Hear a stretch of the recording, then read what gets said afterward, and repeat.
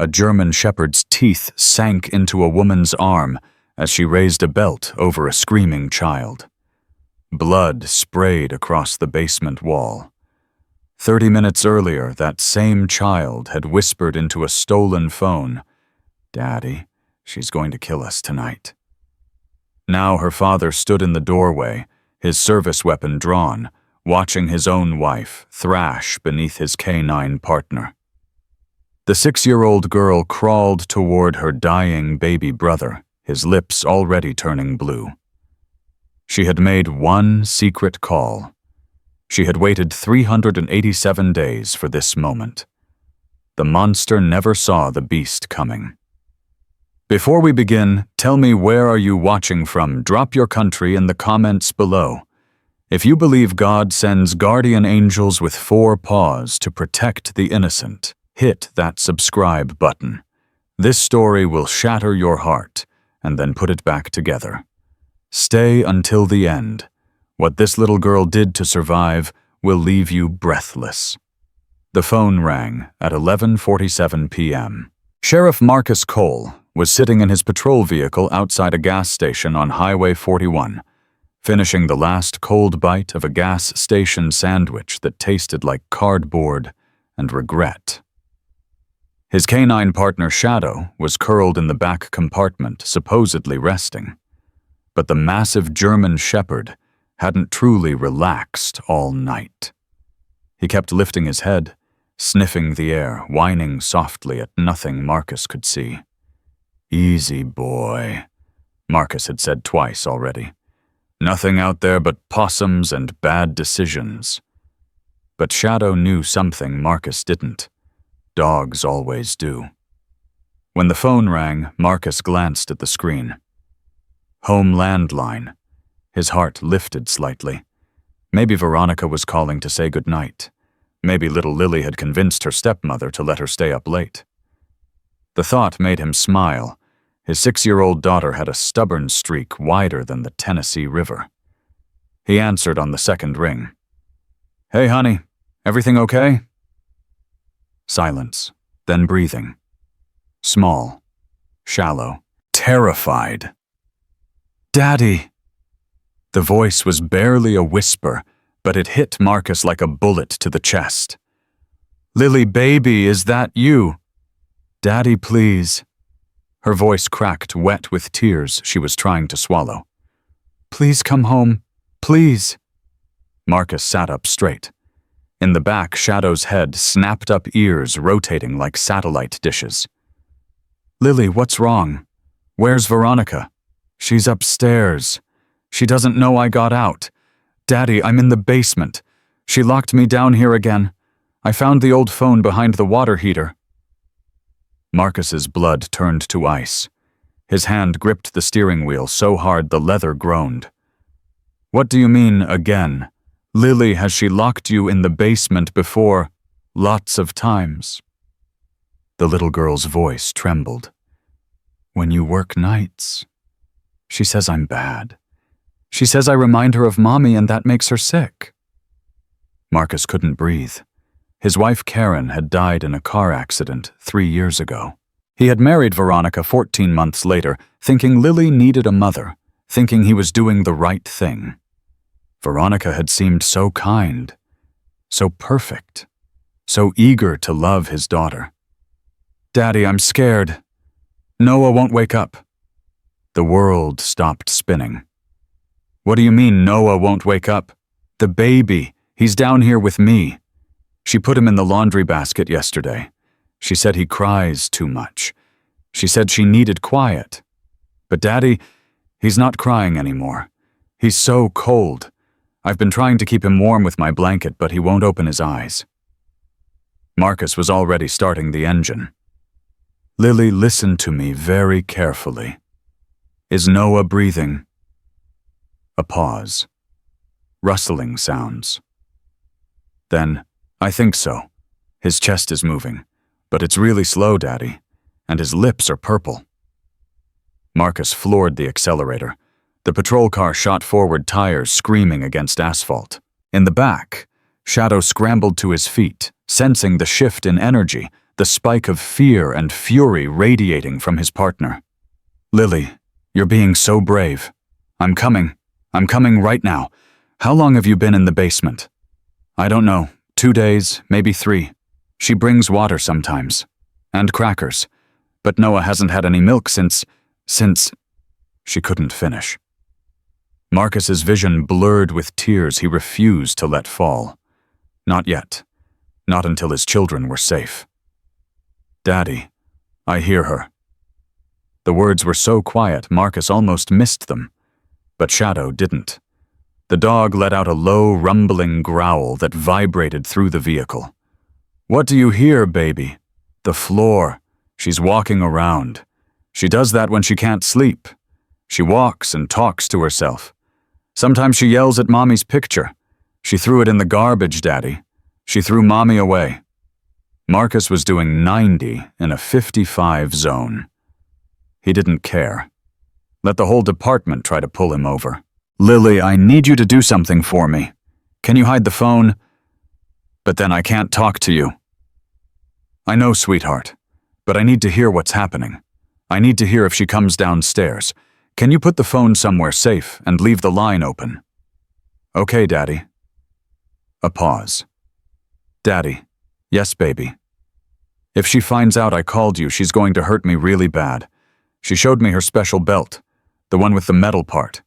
She said if I ever told anyone about our lessons, she'd use it until I couldn't walk." Marcus's jaw clenched so hard his teeth ached. "She will never touch you again, Lily. Do you understand me?" "Never." "I believe you, Daddy. I always believe you. That's why I called. That's why I've been waiting. I knew you'd answer. I knew you'd come." There was a soft thump, the phone being placed somewhere hidden. Then silence. Then the creak of hinges. Marcus pressed the phone harder against his ear, straining to hear. He reached over and activated the vehicle's recording system. Every sound, every word, he needed it all. "Where are you, you little rat?" The voice was Veronica's, but it wasn't the Veronica Marcus knew. This voice was cold, venomous, stripped of all the sweetness and charm that had fooled him for over a year. "I know you're awake down there. I heard you moving around. You think you're clever, don't you? Just like your mother." She thought she was clever too. Marcus heard footsteps descending stairs. Each step was slow, deliberate. A predator playing with prey. "Your father thinks you love me, you know. He thinks we have such a special bond. Poor stupid Marcus. Working all night, sleeping all day. He never sees anything. He never asks the right questions." A pause. "You know why he's always so tired, Lily? Because I make him tired. A little something extra in his coffee every night. Just enough to make sure he doesn't hear you screaming. Isn't that funny? His own wife keeping him deaf and blind." Marcus nearly swerved off the road. She had been drugging him for how long? Months. Since the wedding. He thought back to all the mornings he'd woken up groggy, disoriented, unable to remember falling asleep. He'd blamed it on exhaustion, on the stress of the job, on being a single father trying to make a new marriage work. But it was her. It was always her. Come out wherever you are." Veronica's voice was getting closer. Marcus could hear the creak of the basement's wooden floorboards. "If you come out now, I'll only use my hand. But if I have to find you, if I have to search through all these dirty boxes and old clothes, I'm going to use the belt, and this time I won't stop when you cry." Marcus heard a small whimper. Lily was trying so hard to be quiet, but she was only 6 years old. She was only a baby herself. "There you are." "No. Did you think I wouldn't check behind the water heater? Did you think I wouldn't see the dust marks where you've been crawling around like the little insect you are?" "Please, Mommy, Veronica, I wasn't doing anything. I was just... Don't lie to me." The scream tore through the phone's speaker. In the back seat, Shadow went berserk, barking and snarling, throwing himself against the cage partition. "You were doing something. I can see it on your face. What were you doing? Answer me." I was just checking on Noah. He won't wake up. He needs a doctor. Please, he's just a baby." "That baby is the only reason I'm still in this house. Do you understand that your father doesn't love me? He loved her. He still loves her. I see it every time he looks at you. He sees her face, not mine. But Noah is mine. Noah is my insurance policy. And when your father sees how devoted I am to his precious son, when he sees how hard I work to take care of both of you ungrateful brats—" A sharp crack. The sound of palm meeting cheek. Lily cried out. Marcus screamed, "Lily!" But she couldn't hear him. The phone was hidden. The line was open. He could only listen to his daughter's pain and drive faster. "Stop crying. Stop it right now, or I'll give you something real to cry about." "I'm sorry. I'm sorry. I'm sorry. What were you doing behind the water heater? Tell me now, or I swear to God. Nothing I was looking for. Blankets. Noah was cold. I just wanted to help him." A pause. Heavy breathing. "You're lying. I can always tell when you're lying. Your left eye twitches, just like hers." Another crack. Another cry. "Tell me the truth." "I was praying." Silence. "What?" Lily's voice came through the phone, shaking but defiant. "I was praying to Mommy, the real one, in heaven. I asked her to send Daddy home. I asked her to make you go away. I've been praying every night for months, and she finally answered. She finally heard me."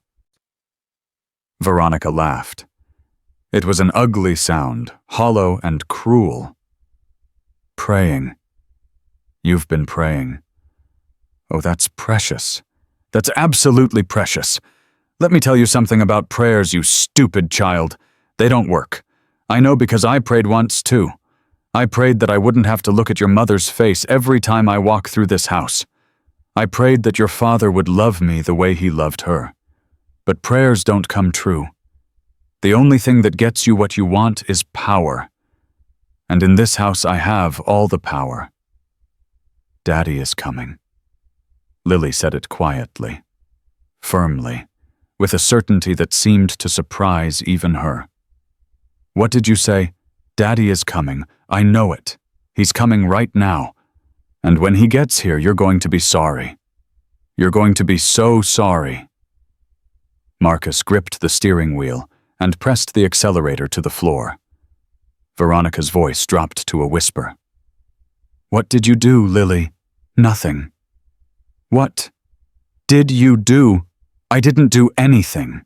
I've been down here the whole time. You locked me in, remember? How could I do anything?" Marcus could hear the fear in Lily's voice, but underneath it was something else. Something that made his chest swell with pride, even as his heart broke with terror. His daughter was stalling. She was buying time. "If I find out you called someone, if I find out you told anyone about our private business, who would I call?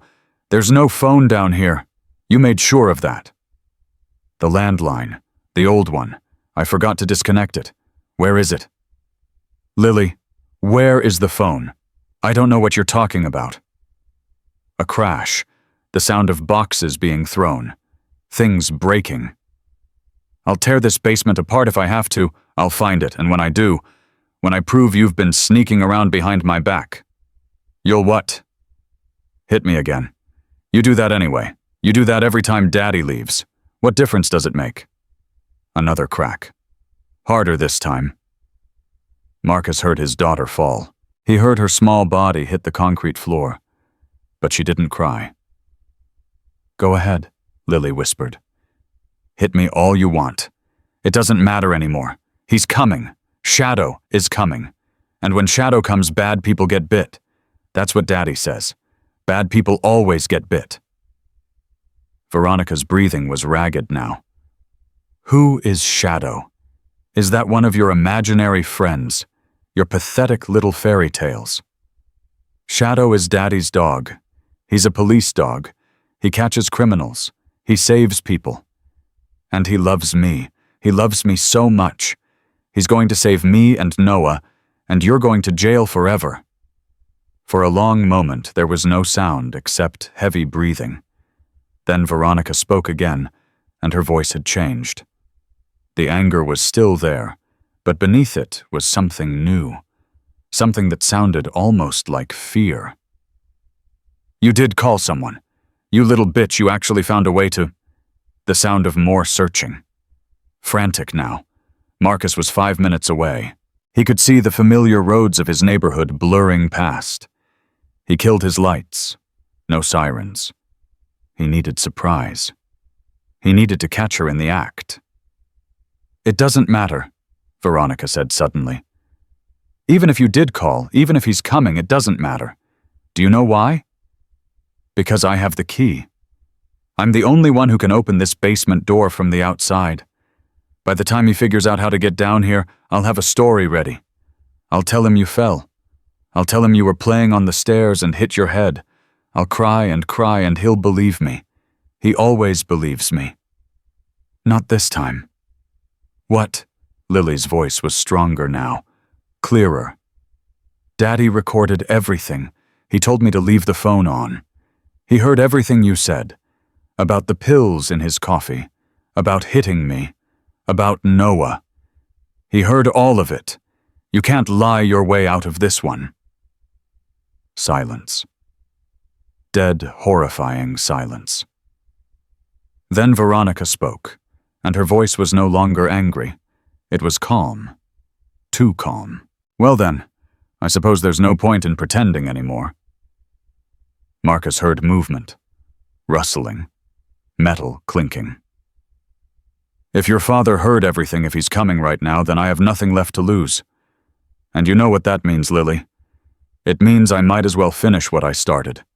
When he breaks down that door, when his precious dog comes running in to save the day, all he's going to find is 2 little accidents. A baby who stopped breathing and a girl who fell down the stairs. Tragic. Absolutely tragic. I'll be devastated. I'll be so devastated I might need to go away for a while. Somewhere warm. Somewhere without extradition treaties. No. No, please. Shh. Don't beg. It's undignified. Your mother never begged. Did you know that I watched her, the night she died? I was there. Her brakes didn't fail on their own, Lily. I made sure of that. And she never screamed. She never cried. She just closed her eyes and let it happen. So brave. So stupid, just like you. Just like... Marcus's world shattered. He had believed it was an accident. Everyone believed it was an accident. The investigation found nothing. The case was closed. But Veronica had murdered Karen, his wife, Lily's mother. And then she had married him, moved into their home, raised his daughter, slept in his bed. The monster had been inside the house the entire time. Marcus turned onto his street. He could see the house. The lights were off downstairs, but there was a faint glow from the basement windows. He didn't pull into the driveway. He parked 3 houses down, killed the engine, and stepped out into the night.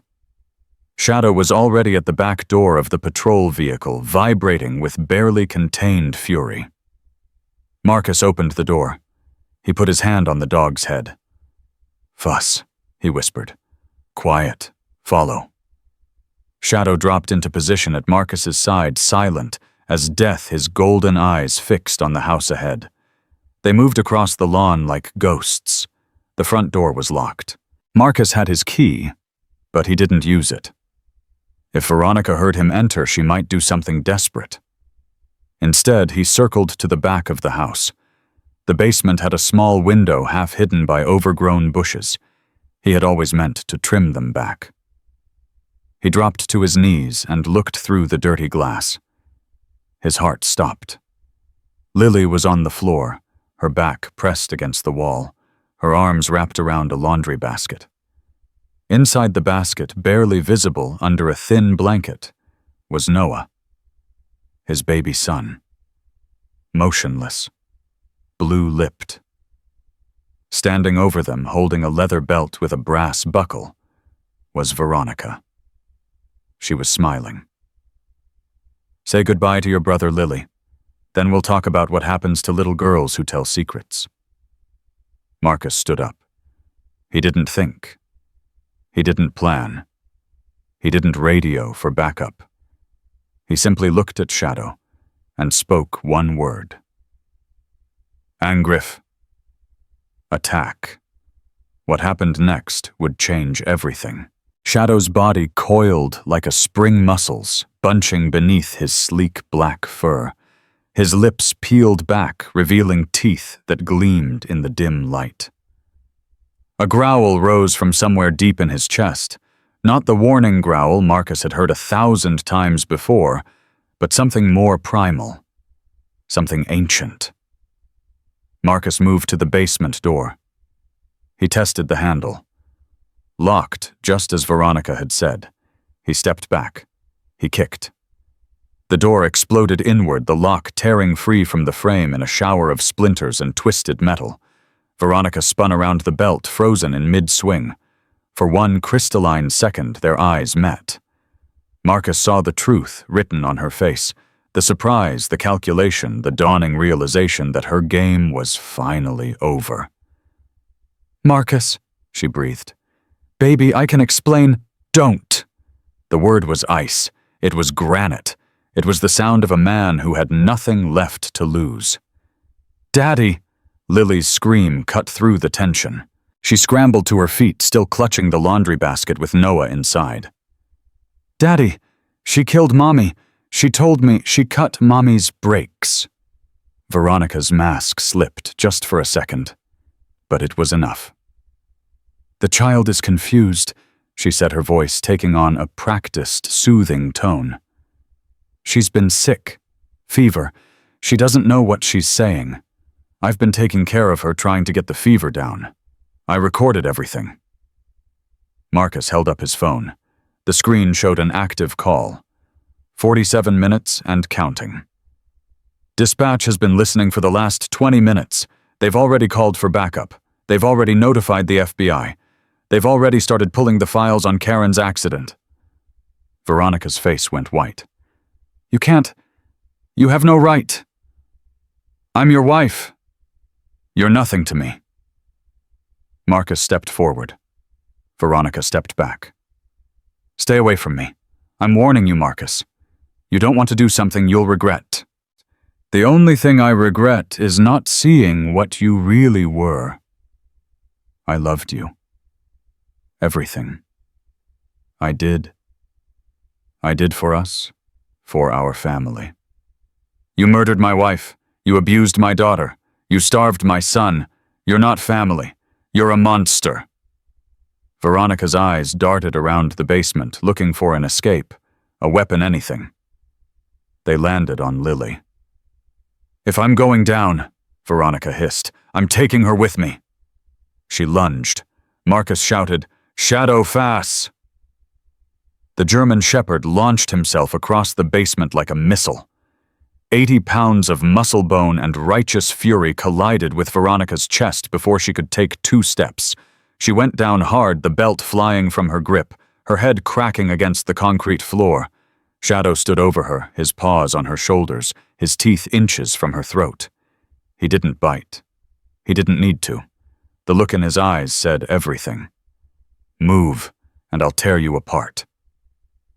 Veronica froze. She stopped breathing. She stared up at the beast pinning her to the floor, and for the first time in years, she understood what it felt like to be truly helpless.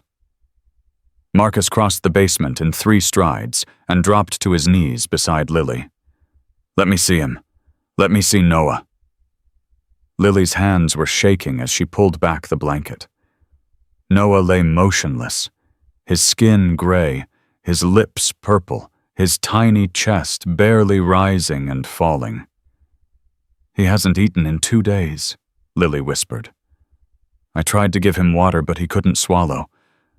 I tried so hard, Daddy. I tried to keep him alive until you came." Marcus touched his son's forehead. Cold. Too cold. He pulled out his radio. "Dispatch, this is Sheriff Cole. I need an ambulance at my residence immediately. I have a 6-year-old female with multiple injuries and an infant male in critical condition. Suspected severe dehydration and hypothermia. Suspect is in custody. K9 has her contained. Do you copy? Copy, Sheriff. Ambulance en route. ETA 4 minutes. State police are also responding. Is the scene secure?" "Secure. Just get here fast." He set down the radio and turned back to Lily. "You saved him, baby. You kept him alive. You're a hero." Lily's face crumpled. All the strength she had been holding on to for days finally gave way. She threw herself into her father's arms and sobbed. "I knew you'd come. Shadow told me. Shadow. In my dreams. Every night when she locked me down here, I dreamed about him. He kept telling me to wait, to be strong. He said you were coming. He said the angels were watching." Marcus held his daughter tight, his tears falling into her matted hair. Behind him, Shadow stood guard over the monster, his golden eyes never blinking, his breath hot on Veronica's face. The sirens were growing closer. Help was coming. But in that basement, in that moment, the battle was already won. A 6-year-old girl had made a secret call, and her father had answered. TS Part-time. Lưu ý viết 3800, 4200 từ liên kết liền mạch với các phần trước trong câu chuyện phả hội thoại tạo thành một câu chuyện liền mạch khi ghép lại. Mỗi phần liền mạch với phần trước không giới thiệu lại câu chuyện ở đầu phần mới. Liên kết các phần của câu chuyện một cách liền mạch, sử dụng câu chuyện tiếp giữa các phần. Duy trì chủ đề, tránh ngắt quãng đột ngột, không sử dụng gạch đầu dòng, hoặc tiêu đề phụ phong cách kể chuyện Mỹ Hoa Kỳ, giống văn giàu cảm xúc chân thực và gần gũi, không mô tả cảnh, tập trung vào hành động, cảm xúc và tâm lý nhân vật. Viết phần 2 đạt điểm 10/10 và bổ sung tiết tấu câu chuyện nhanh, sửa lỗi AI, kể theo ngôi thứ 3, tăng độ kịch tính, không viết lần màn, kết thúc phần không giới thiệu phần sau. Lưu ý trả lời trong mục tin nhắn không nhảy sang mực document mới, 2-3 phút, cần có mini climax và đặt 10-15 mini climax mỗi phần cữ, 10-12 phút, có một twist lớn sâu sắc đan xen, mini cliffhanger mạnh hơn. Tăng tính tự nhiên cho phản ứng của các nhân vật, thêm nhịp điệu, kịch tính thực tế và gần gũi. Mời 8-10 phút cần có móc giữ chân khán giả. Lưu ý không mô tả cảnh và chỉ cần viết nội dung và viết đúng lệnh nhé. Show more. Part 2. The darkness unveiled 476 words. The ambulance screamed into the driveway at 12:23 a.m. Its red and blue lights painting the neighborhood in alternating waves of color. Neighbors were emerging from their homes now, standing on porches in bathrobes and slippers, whispering to each other about the sheriff's house, about the police cars, about what could possibly have happened in that perfect colonial home with the white picket fence. They had no idea. Marcus carried Noah up from the basement himself, cradling the infant against his chest, feeling the terrifying lightness of his son's body. 8 months old, and he weighed nothing, less than nothing. He was a ghost wrapped in skin. "Over here, I need a medic over here now." 2 paramedics rushed forward with a stretcher. The older one, a gray-haired woman named Rita, who had been working emergencies for 30 years, took one look at Noah, and her face went pale. "Dear God," she whispered, "how long has this baby been without food? 2 days, maybe more. My daughter kept him alive. She shared her water. She tried everything." Rita was already working, starting an IV line in Noah's tiny arm, barking orders to her partner. "I need a heated blanket. Get me the pediatric glucose drip. Call Memorial and tell them we're coming in hot. Infant male severe dehydration, possible organ failure. I want the NICU team ready when we arrive." Marcus watched them work, his hands shaking, his heart shattering with every beat. A small hand slipped into his. He looked down. Lily was standing beside him, a shock blanket wrapped around her thin shoulders. Her left eye was swollen shut. Her lip was split. There were bruises on her arms in the shape of fingers. But she wasn't looking at herself. She was watching Noah. "Is he going to die, Daddy?" Marcus knelt down, ignoring the chaos around them. "No, baby. He's not going to die. You saved him. You kept him breathing until we could get here. The doctors are going to take care of him now." She said he was her insurance policy. She said he was the only reason she stayed. Marcus felt his stomach turn. "What else did she say, Lily?" "Lots of things. When you weren't home, she talks to herself a lot. Sometimes she talked to Mommy's picture before she threw it away. She said Mommy stole you from her. She said they used to be friends a long time ago before you and Mommy got married. She said Mommy took everything she wanted." Marcus's blood ran cold. He had met Karen in college. They had dated for 2 years before getting married. Veronica had shown up at the wedding as a guest of a mutual friend. He remembered her now younger, quieter, always watching from the corners of the room. He had never thought twice about her. Until 2 years after Karen's death, when she appeared at a grief support group, crying about a husband who had left her. She had seemed so broken, so in need of saving. And Marcus, in his loneliness, had wanted to save someone. "Sheriff Cole." Deputy Martinez approached, his face grim. He was a young officer, barely 30, but he had proven himself reliable in the year since joining the department. "We've secured the suspect. She's in the back of my cruiser. But sir, you should know she's talking. A lot." "Saying what?" "That she's the victim. That your daughter is mentally disturbed. That you've been abusing both of them and she was trying to protect the children. She wants a lawyer. She wants to file charges against you." Marcus laughed. It was a hollow, broken sound. "She can file whatever she wants. I have 47 minutes of recorded audio that says otherwise, including her confession to murdering my first wife." Martinez's eyes widened. "Your first wife, the car accident 3 years ago." "It wasn't an accident. She cut the brakes. She told my daughter everything. She thought she was going to kill Lily next, so she decided to brag about it first." Jesus Christ. "Get on the phone with the state police. Tell them to pull the original accident file. Tell them to look at the brake lines again. And tell them to start running background on Veronica Mills, her maiden name. I want to know every place she's lived, every relationship she's had, every person who's ever crossed her path. You think there's more? I think a woman who can murder her friend and then marry her husband isn't someone who does things once." Martinez nodded and hurried away. The ambulance doors were closing. Rita looked at Marcus through the window and gave him a thumbs up that didn't reach her eyes. "We're taking him to Memorial. You can follow or meet us there."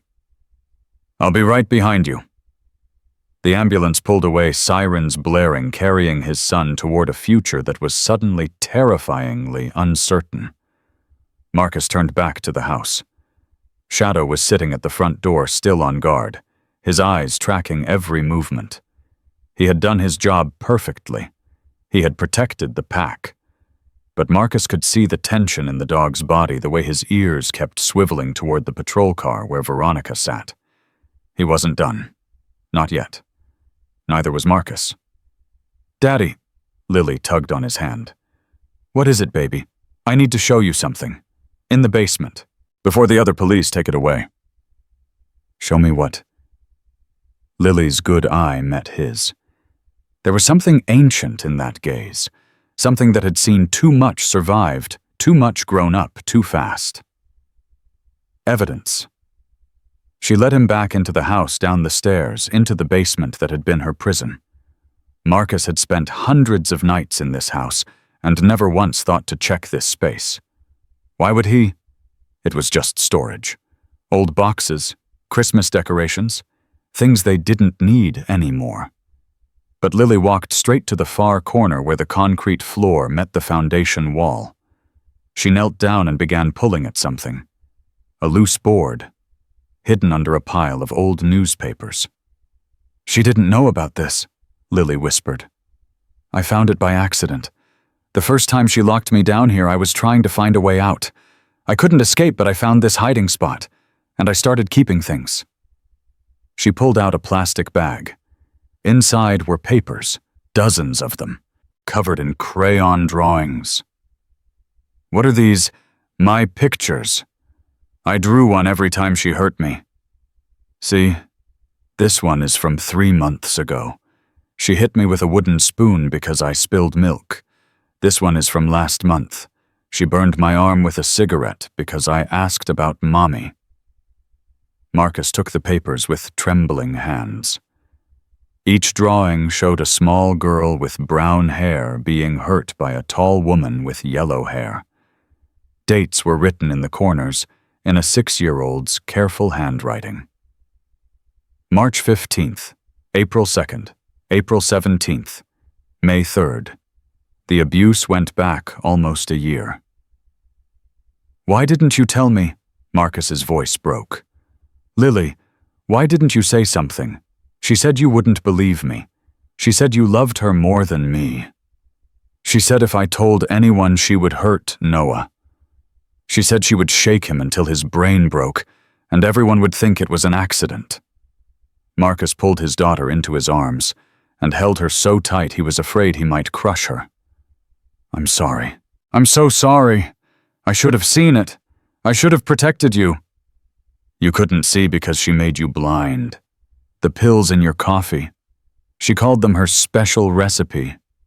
She said they made you sleep so deep that a bomb couldn't wake you. Marcus thought about all those nights. All those mornings he woke up groggy and confused. All the times Lily had seemed distant, quiet, withdrawn, and he had blamed it on her missing her mother.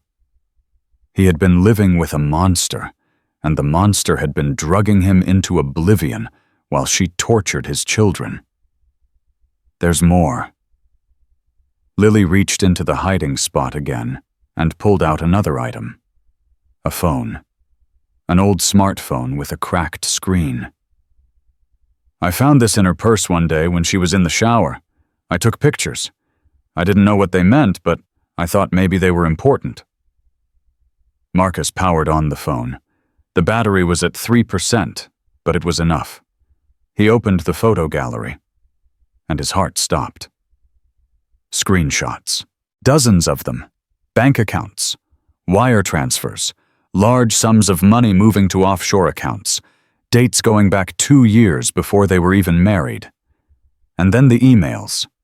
Messages between Veronica and someone named D discussing the plan. Talking about the target. Talking about how much his life insurance policy was worth. Oh my God. Marcus scrolled faster. One email stood out. Dated 3 weeks before Karen's death. It's done. The mechanic is paid. Make sure you're nowhere near when it happens. Once she's gone, give him 6 months to grieve. Then move in. He's broken. He'll need someone. Be that someone. And when you're married, we'll split everything 50-50. The house, the pension, the insurance, all of it. Signed, V. Marcus looked at his daughter. You kept this for 6 months. I didn't know what it meant. I just knew it was bad. I knew it was a secret she didn't want anyone to find. Lily, you didn't just save your brother's life tonight. You might have solved your mother's murder. Lily's face crumpled. I miss Mommy. Every day. Veronica said I wasn't allowed to talk about her anymore. She said Mommy was gone and I needed to forget.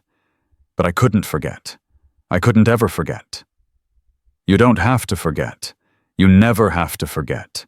Your mother loved you more than anything in this world, and she would be so proud of you right now. Is Mommy watching from heaven? Marcus looked at his daughter, beaten, bruised, but unbroken. She had survived a year of torture. She had protected her baby brother. She had gathered evidence, hidden secrets, waited for the right moment to fight back. She was the bravest person he had ever met. Yeah, baby. She's watching. And I think she's the one who gave you the strength to make that call tonight." The sound of footsteps on the basement stairs made them both look up. Detective Sarah Chen appeared, a crime scene kit in her hands. She was the county's lead investigator, a woman in her 50s with short gray hair and eyes that had seen everything. "Sheriff, I heard the call come through. I came as fast as I could." She stopped when she saw Lily. "Is this your daughter?" "Yes. Detective Chen, this is Lily." "Lily, this is Detective Chen. She's going to help us put Veronica away forever." Chen knelt down to Lily's level. "Hi, Lily. I heard you were very brave tonight. Can you tell me what happened?" Lily looked at her father. He nodded. And so she told the story. All of it. From the beginning. She told Chen about the first time Veronica hit her 3 weeks after the wedding when Marcus was working a night shift. She told her about the locked doors, the missed meals, the threats whispered in the dark. She told her about watching Veronica throw away every picture of her mother, every memory, every trace of the woman who had given Lily life. She told her about the night she found Veronica standing over Noah's crib, a pillow in her hands, muttering about how easy it would be, how no one would ever know. She told her about the beatings that got worse over time. The belt, the wooden spoon, the cigarette burns hidden under long sleeves.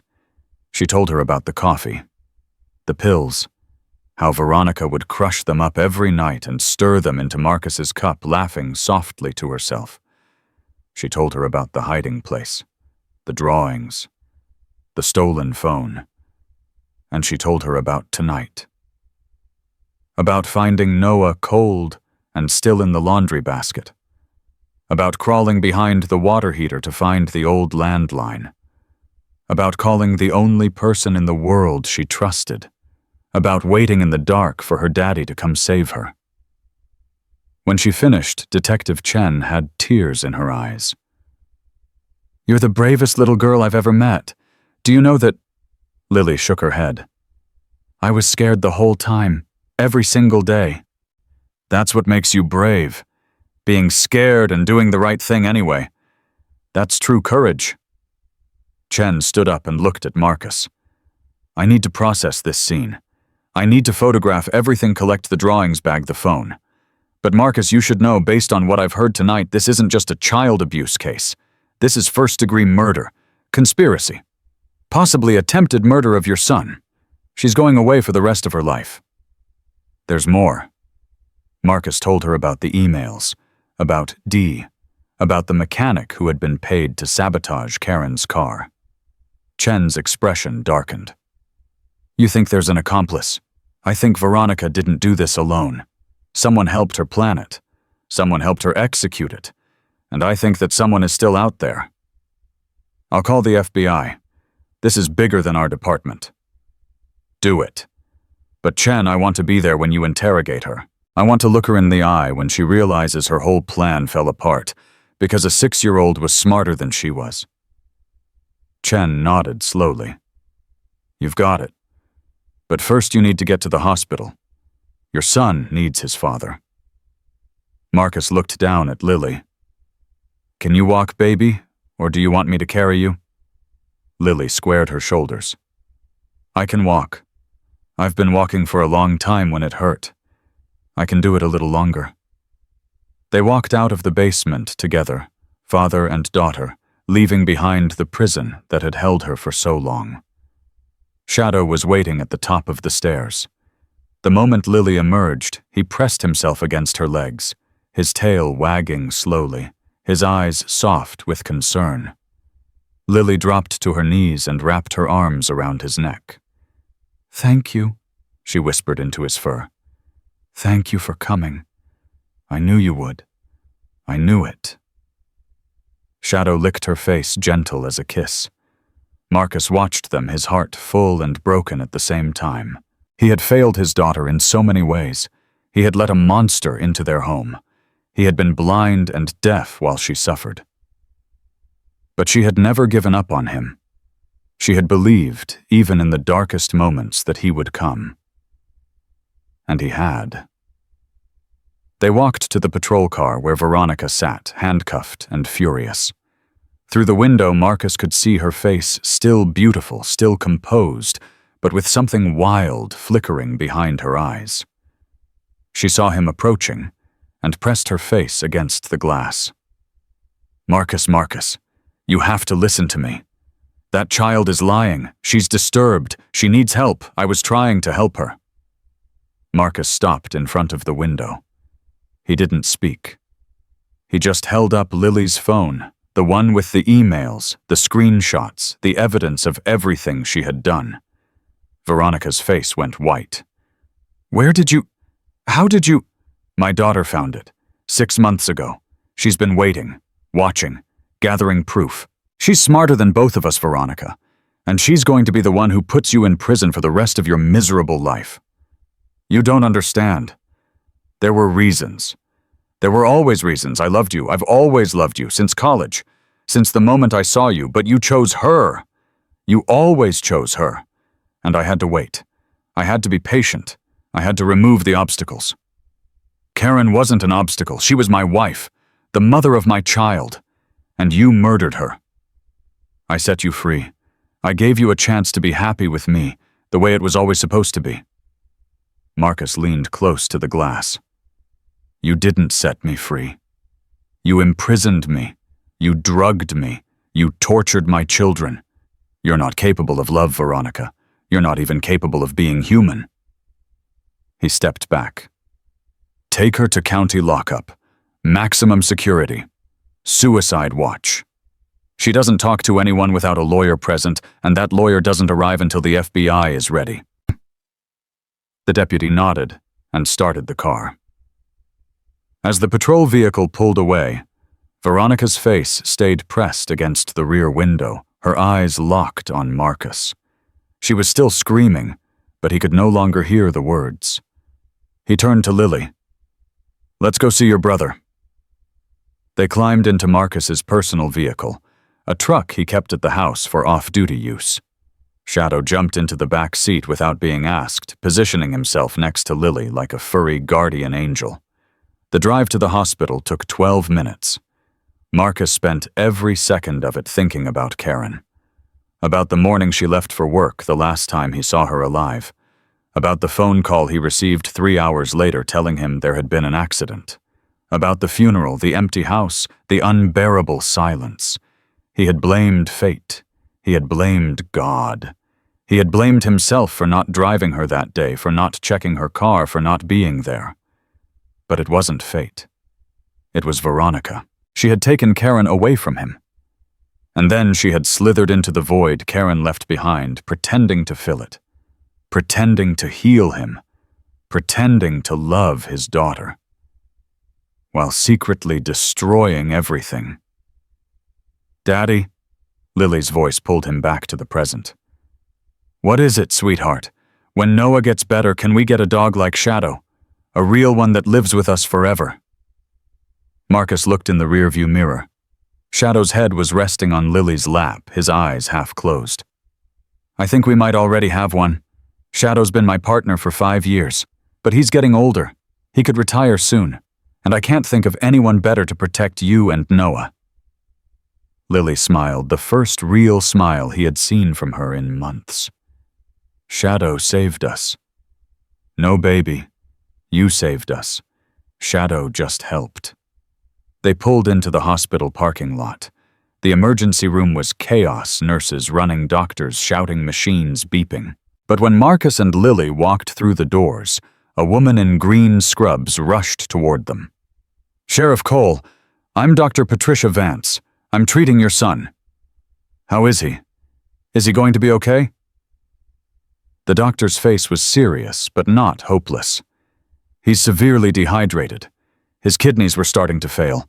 Another few hours and we would have lost him. But we've stabilized him.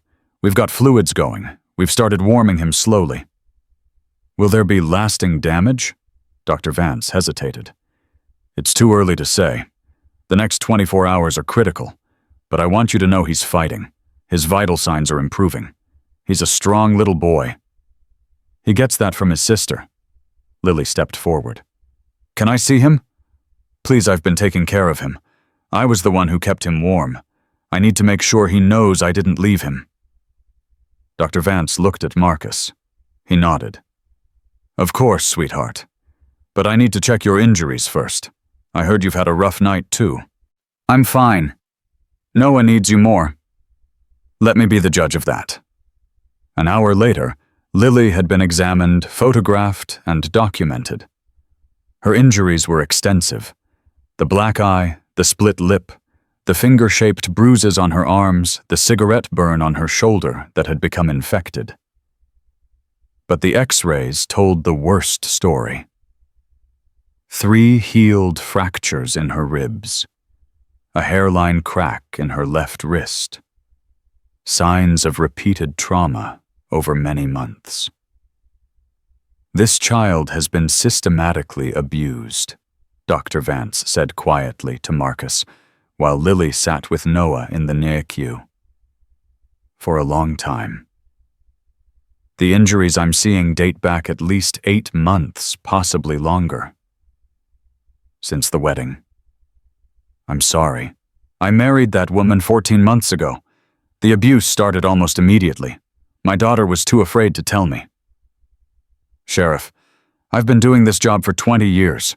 I've seen a lot of abused children, but I have never seen a 6-year-old with this much resilience.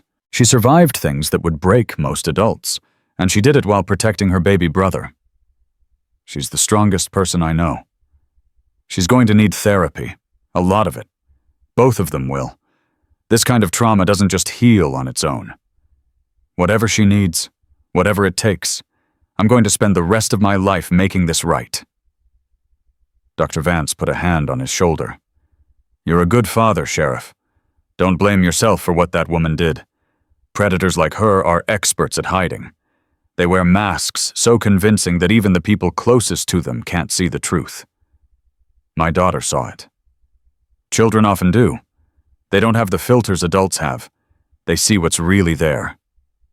Marcus looked through the window of the NICU. Lily was sitting in a chair next to Noah's incubator. She had her hand pressed against the plastic as close to touching him as she could get. She was singing. It was a lullaby, one that Karen used to sing to her when she was a baby. One that Marcus had forgotten until this moment. Lily remembered.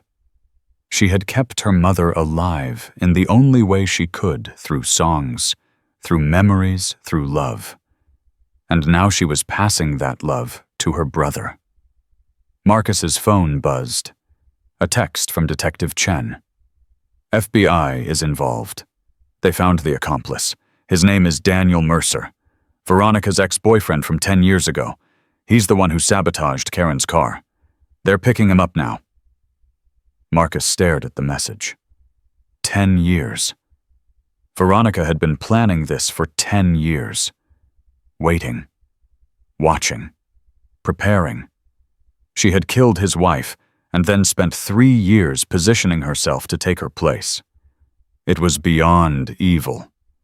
It was patient, calculated, systematic destruction.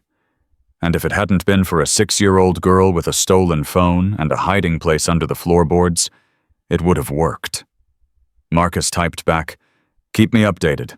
I'm at the hospital with my kids. I'm not leaving until they're safe." He put the phone away and walked into the NICU. Lily looked up as he entered. "Daddy," his eyes moved, under his eyelids. "I think he's dreaming." Marcus sat down beside her. "What do you think he's dreaming about?" "Happy things. I've been telling him stories about Mommy, about Shadow, about the house we're going to have someday with a big backyard and a swing set and no locked doors anywhere." "That sounds like a good dream." "It's not just a dream. It's going to be real, right, Daddy?" Marcus took his daughter's hand. "Right, baby. It's going to be real." Outside the window, the sun was beginning to rise, painting the sky in shades of pink and gold. A new day was coming. And for the first time in a long time, Marcus believed it might actually be better than the last. TS Part 2. Lưu ý viết 4.4. Từ liên kết liền mạch với các phần trước trong câu chuyện pha hội thoại tạo thành một câu chuyện liền mạch khi ghép lại. Mỗi phần liền mạch với phần trước không giới thiệu lại câu chuyện ở đầu phần mới, liên kết các phần của câu chuyện một cách liền mạch. Sử dụng câu chuyện tiếp giữa các phần. Duy trì chủ đề, tránh ngắt quãng, đột ngột không sử dụng gạch đầu dòng hoặc tiêu đề phụ phong cách kể chuyện Mỹ Hoa Kỳ, giống văn giàu cảm xúc chân thực và gần gũi không mô tả cảnh tập trung vào hành động cảm xúc và tâm lý nhân vật.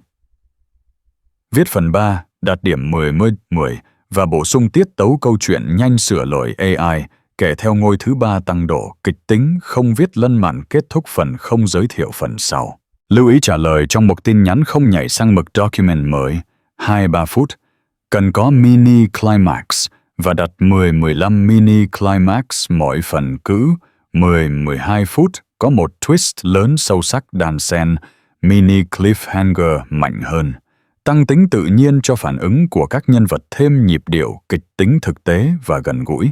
Mời 8-10 phút cần có móc giữ chân khán giả. Lưu ý không mô tả cảnh và chỉ cần viết nội dung và viết đúng lệnh nhé. Show more. Part 3. The Monster's Web, Form 127. Words. 3 days passed like a fever dream. Noah remained in the NICU, his tiny body fighting with a strength that defied explanation. The doctors called it a miracle. Marcus called it stubbornness, the same stubbornness that ran through Lily's veins, that had kept her alive when everything was designed to break her. Marcus hadn't left the hospital except to shower and change clothes. He slept in the chair beside Noah's incubator, his hand pressed against the plastic, needing to feel the warmth returning to his son's skin. Shadow had been granted special permission to stay a therapy dog exemption that Dr. Vance had pushed through after seeing how Lily calmed whenever the German shepherd was near. On the morning of the 4th day, Detective Chen called. "We need you at the station. The FBI has finished their preliminary investigation.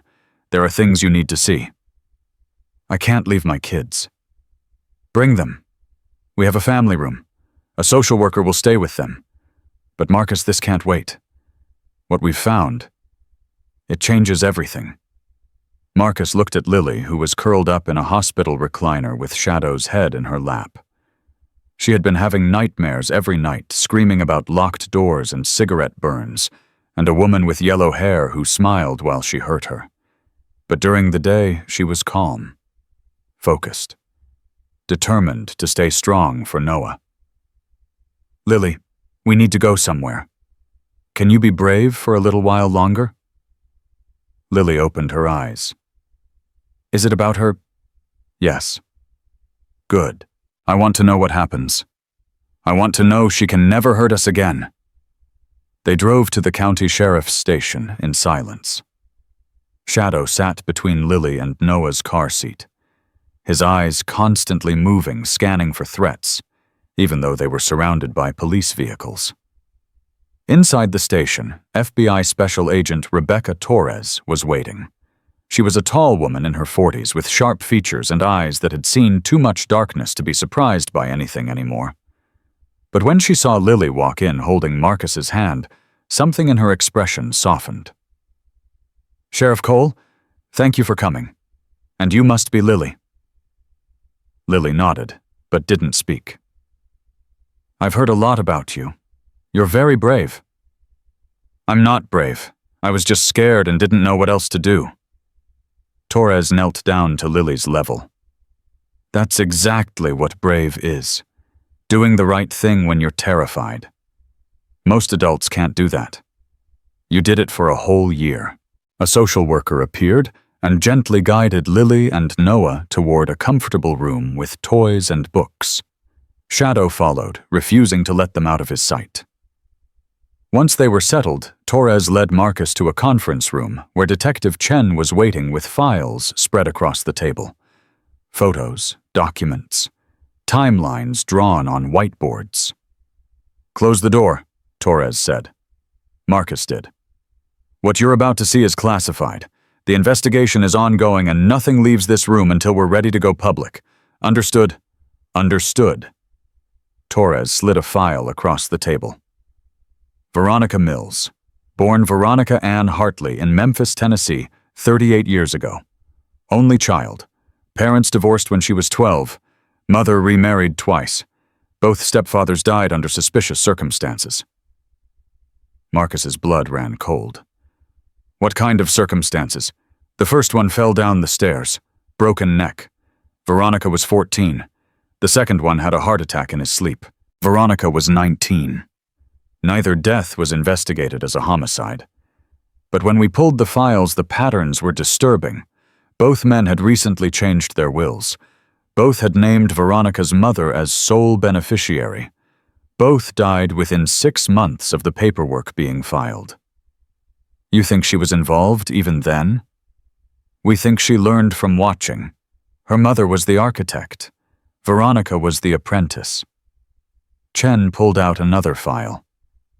After her mother died of cancer when Veronica was 25, she disappeared for 3 years. No tax records, no employment history, no credit card activity. We don't know where she was or what she was doing. And then she reappeared in Atlanta. New identity, new social security number, new life. She called herself Victoria Mills and married a wealthy real estate developer named Thomas Ashford. Torres placed a photograph on the table. A smiling man in his 50s with silver hair and kind eyes. Thomas Ashford died 14 months after the wedding. Carbon monoxide poisoning. His home heating system malfunctioned. Veronica Victoria was visiting her sick aunt in Florida when it happened. She inherited everything. $3 million, 2 properties, a boat. Marcus stared at the photograph. How many what? How many people has she killed? Torres and Chen exchanged a look. That we can prove your wife, Karen, and Thomas Ashford. That we suspect at least 4 more. Possibly 6. Marcus felt the room spin. 6 people. There's a pattern, Sheriff. She targets widowers or divorced men with young children. She presents herself as the perfect partner, warm, nurturing, devoted. She gains their trust, marries them, and then systematically takes control of their finances. If the children become problems, they have accidents. If the husbands become suspicious, they have accidents. And then she moves on to the next victim. How did no one catch this before? Because she's patient? She waits years between kills. She moves states. She changes her appearance, her name, her entire identity, and she always has an alibi. Always. Chen opened another file. This brings us to Daniel Mercer. He's the key to everything. A mugshot appeared. A man in his late 30s with dead eyes and a scar running down his left cheek. Mercer is a mechanic by trade, but his real specialty is making deaths look like accidents. Cut brake lines, faulty wiring, gas leaks. He's been doing it for 15 years, and until now, no one connected the dots. He's the one who killed Karen. He's the one who sabotaged her car, yes. But he did it under Veronica's orders. We arrested him 2 days ago. He's been talking non-stop ever since. Talking about what? Torres leaned forward. Everything. He's terrified, Sheriff. He knows what Veronica is capable of. He says she contacted him after she found out about you through a mutual friend. She had seen your wedding announcement in the paper. She had been obsessed with you since college. Marcus's stomach turned. Obsessed. According to Mercer, Veronica met you once at a fraternity party your sophomore year. You talked for maybe 5 minutes. You don't even remember it, do you? No. She never forgot. She kept tabs on you for years. Watched you date Karen. Watched you marry her. Watched you build a life. And she decided that life should have been hers. That's insane. Yes, it is. Veronica has a diagnosis antisocial personality disorder with narcissistic features. In layman's terms, she's a sociopath. She's incapable of genuine human connection. Other people exist only as tools or obstacles, and when an obstacle gets in her way, she removes it. Marcus thought about Karen. Her smile, her laugh, the way she lit up every room she entered, the way she loved Lily with every fiber of her being. Gone. Because a woman he couldn't even remember meeting had decided she was an obstacle. "There's more," Chen said quietly, "and this is the part that's going to hurt. Just tell me." Chen pulled out a photograph. A little boy, maybe 8 years old, with brown hair and a gap-toothed smile. "This is Tyler Ashford, Thomas Ashford's son from his first marriage.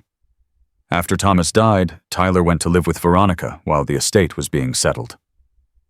Marcus looked at the photograph. Something about the boy's eyes reminded him of Lily. What happened to him? 6 weeks after moving in with Veronica, Tyler drowned in the family pool. He was alone. It was ruled an accidental death. Marcus closed his eyes. He knew. That's why she killed him. He saw something or heard something and she had to silence him. That's our theory, but we couldn't prove it until now. Torres placed a recorder on the table. "This is from our interrogation with Mercer. I want you to hear it." She pressed play. Mercer's voice filled the room, thin and reedy, laced with fear. "She called me after the kid's father died. Said there was a loose end.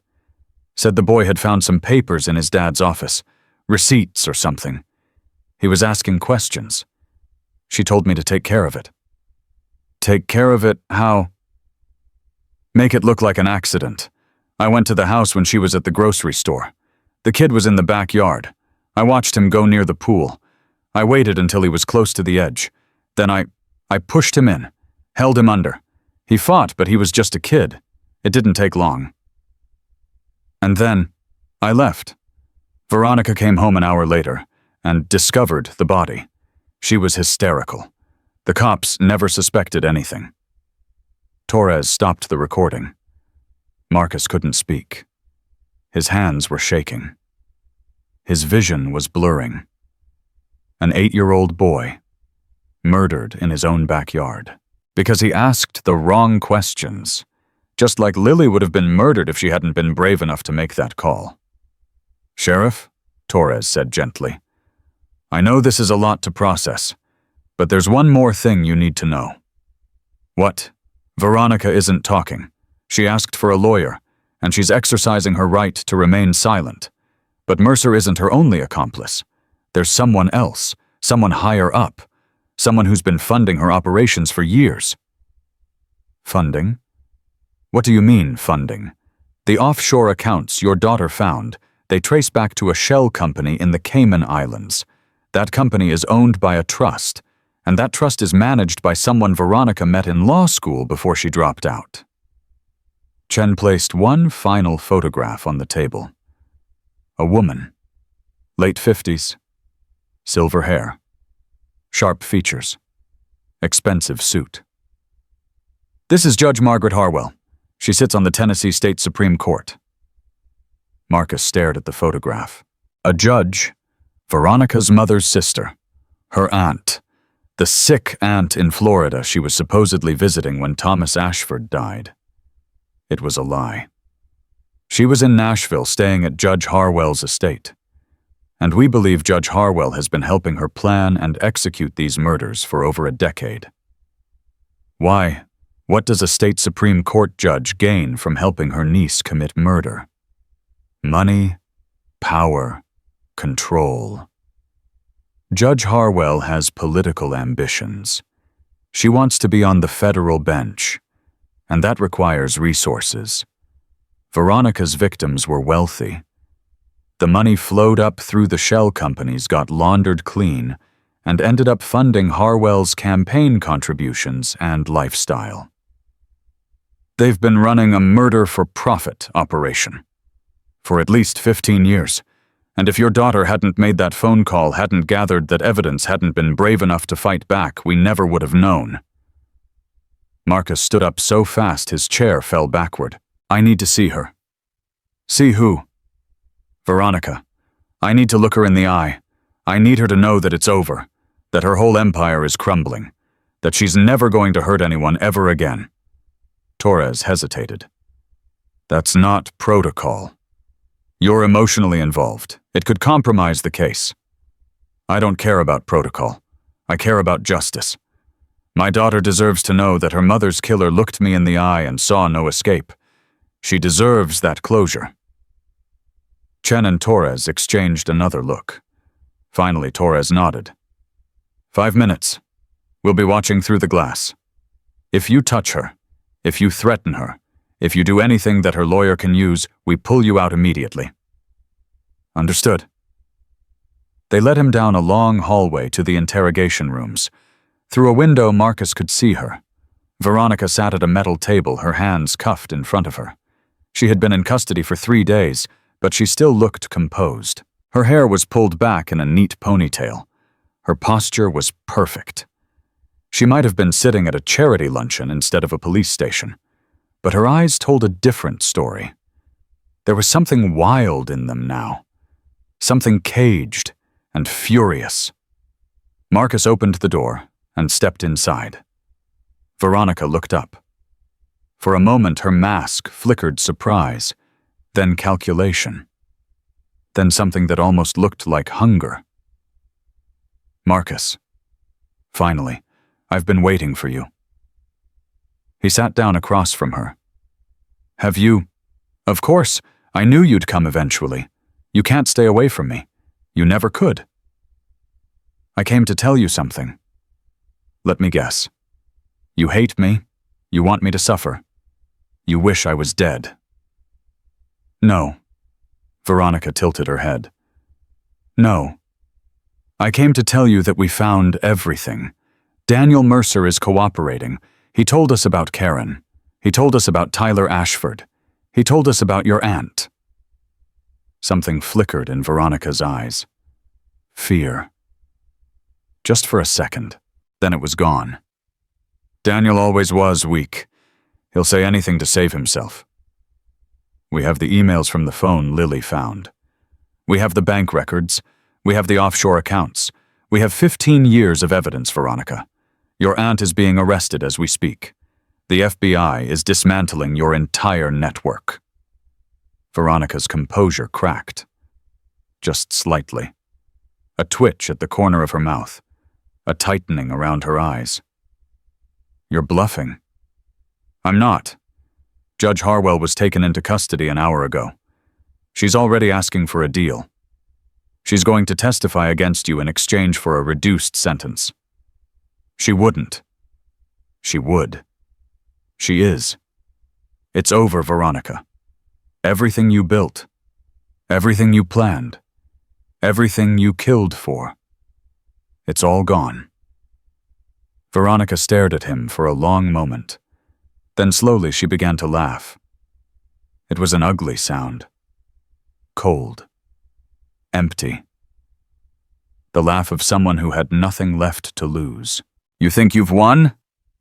You think this is over. You have no idea what you're dealing with, Marcus. I've been doing this for 20 years. I've survived things that would destroy most people. Do you really think a county sheriff and his broken little daughter are going to be the ones who bring me down? Lily isn't broken. She's the strongest person I've ever met. She survived a year of torture and still found a way to fight back. She gathered evidence while you were too arrogant to notice. She saved her brother's life while you were trying to kill him. And she's going to testify at your trial. She's going to look the jury in the eye and tell them exactly what you did. And they're going to believe her, Veronica. Because the truth is more powerful than any lie you could ever tell. Veronica's smile faded. She's 6 years old. No jury is going to convict based on the testimony of a traumatized child. They won't have to. We have 47 minutes of recorded audio. We have photographs of her injuries. We have her drawings documenting every beating. We have the phone with your emails. We have Mercer's confession. We have your aunt's cooperation. Lily's testimony is just the final nail in your coffin. Veronica leaned forward, her eyes blazing. I should have killed her the first week. I wanted to Do you know how hard it was to restrain myself every time she looked at me with those eyes? Her mother's eyes. I wanted to wrap my hands around her throat and squeeze until she stopped breathing. Marcus's hands curled into fists under the table. But you didn't. No, because I'm smarter than that. Dead children attract attention. Abused children can be explained away. Accidents happen. Falls happen. Burns happen. As long as she was alive, and I was the grieving stepmother doing her best, no one would ever suspect. You underestimated her. I underestimated you. Both of you. I thought you were weak. I thought years of grief had broken you. I thought I could mold you into whatever I needed. But you're more stubborn than I expected. And that little brat is just like her mother. She never stopped fighting. She never stopped believing you would save her. She was right. Veronica's eyes narrowed. This time. But there won't always be someone to save her, Marcus. Children grow up. They move away.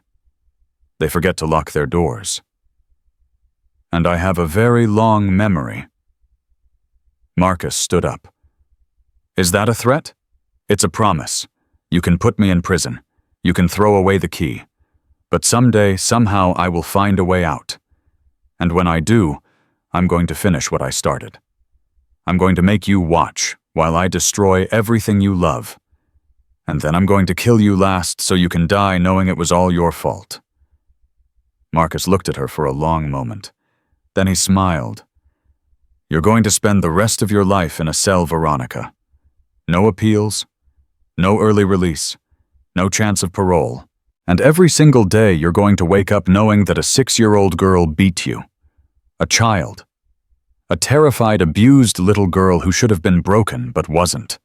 She outsmarted you. She outlasted you. She won. He walked to the door. Goodbye, Veronica. I hope prison is everything you deserve. He opened the door and stepped out without looking back.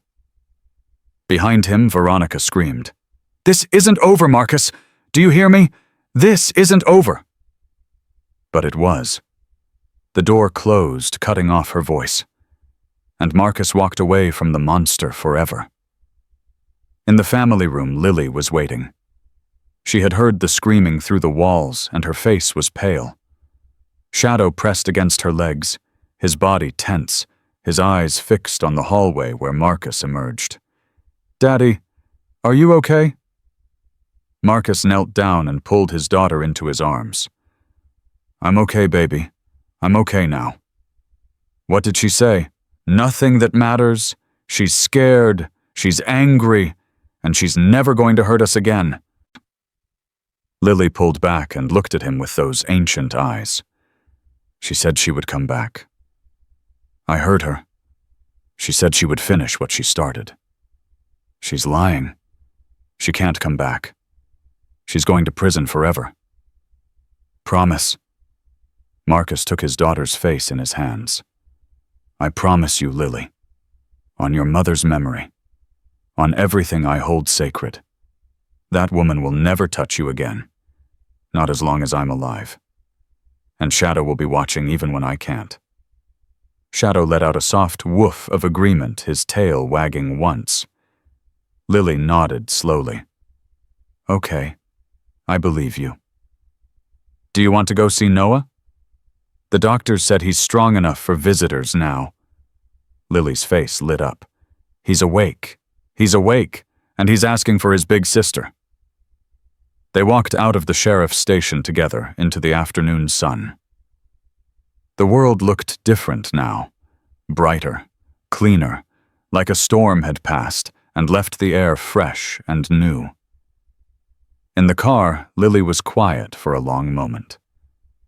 Then she spoke. Daddy. Yes, baby. When Noah gets bigger, I'm going to tell him about Mommy, the real one. I'm going to show him pictures and sing him the songs she used to sing me. I don't want him to ever forget her. Marcus's eyes burned. That's a beautiful idea, sweetheart. And I'm going to tell him about the night you saved us, about Shadow, about how I was so scared, but I knew you would come. I want him to know that no matter how dark things get, someone is always listening. Someone is always coming. Marcus reached over and took his daughter's hand. You're going to be an amazing big sister. Lily smiled a real smile, one that reached her eyes for the first time in months. I already am, Shadow barked from the back seat. They drove toward the hospital, toward Noah, toward the future. Behind them, the past was finally beginning to let go. TS Part 4. Lưu ý viết 4 channel. Từ liên kết liền mạch với các phần trước trong câu chuyện pha hội thoại tạo thành một câu chuyện liền mạch khi ghép lại. Mỗi phần liền mạch với phần trước không giới thiệu lại câu chuyện ở đầu phần mới. Liên kết các phần của câu chuyện một cách liền mạch. Sử dụng câu chuyện tiếp giữa các phần.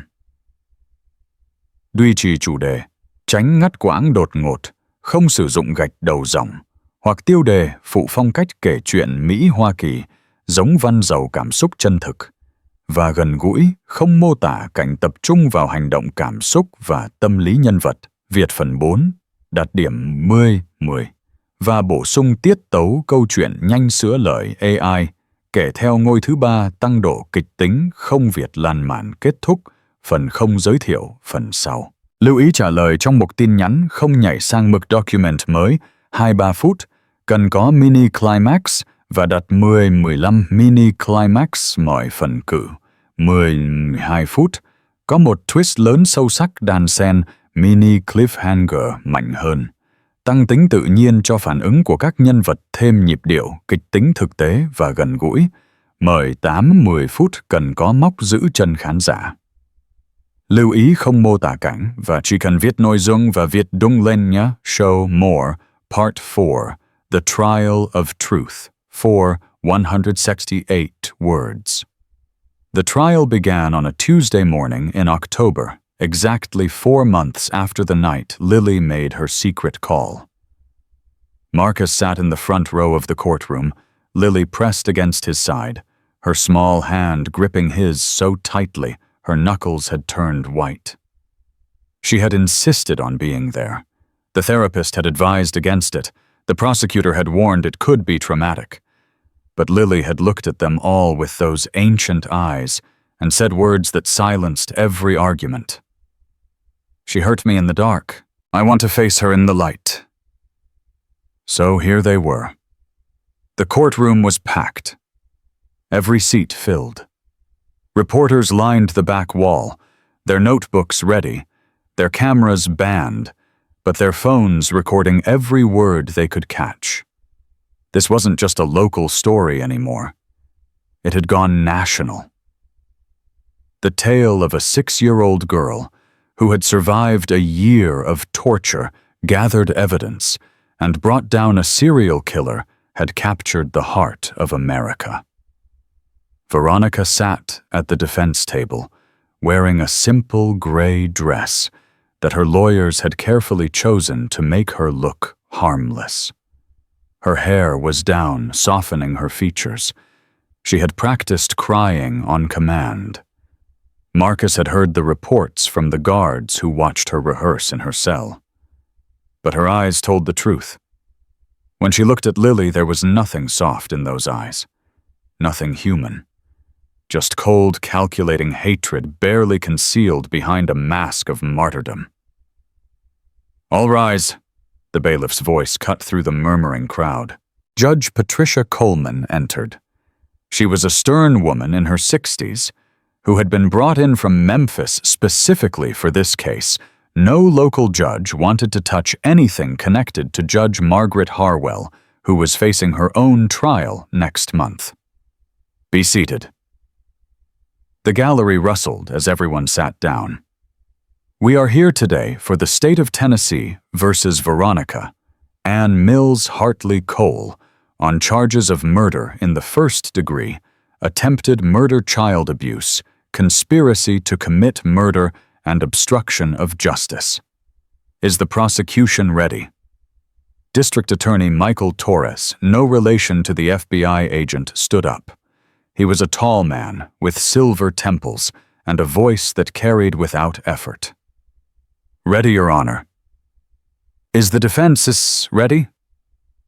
Veronica's lawyer, a slick man named Jonathan Reeves, who had made his career defending the indefensible, rose smoothly.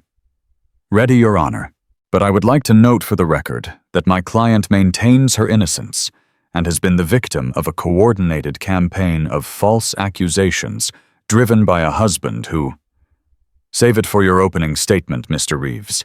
Let's proceed. Torres stepped forward for his opening. Ladies and gentlemen of the jury, over the next several days, you will hear a story that will horrify you. It will make you question everything you believe about human nature. And it will introduce you to the bravest person I have ever met in my 30 years as a prosecutor. He turned and looked directly at Lily. Her name is Lily Cole.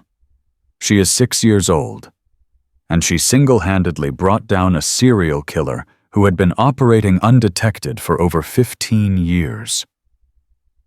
The jury's eyes shifted to Lily. Some of them had tears already forming.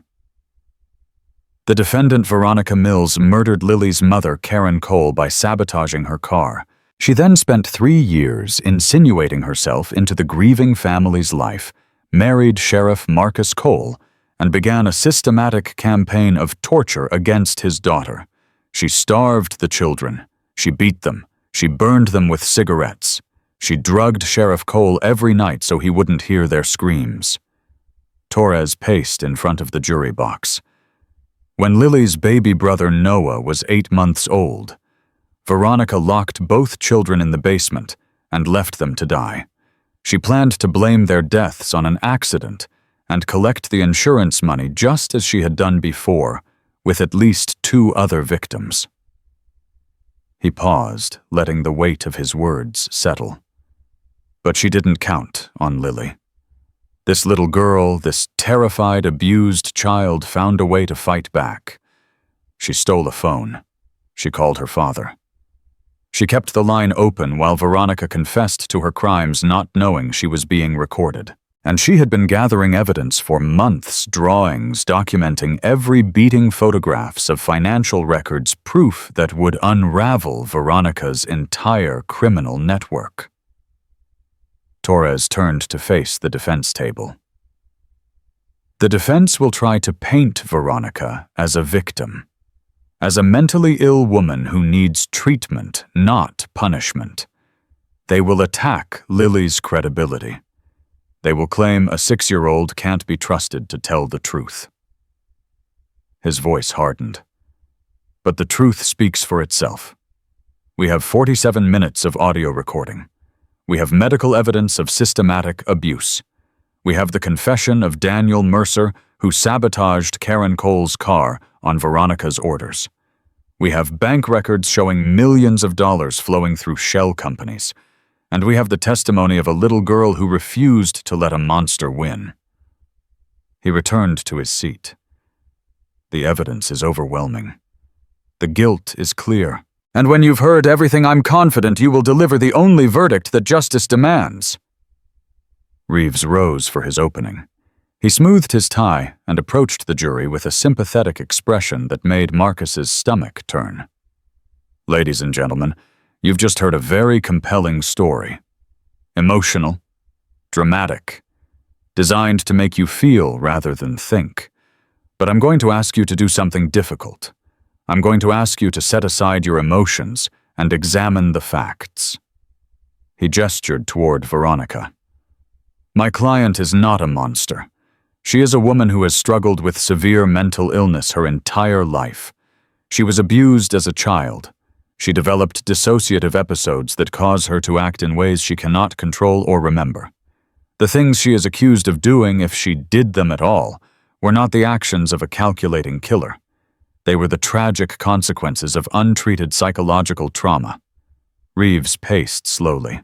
The prosecution wants you to believe a 6-year-old girl, a child who has been through tremendous trauma, a child who may have been coached by her father, a law enforcement officer, with access to interrogation techniques and a clear motive to see his wife convicted. Marcus felt Lily stiffen beside him. He squeezed her hand.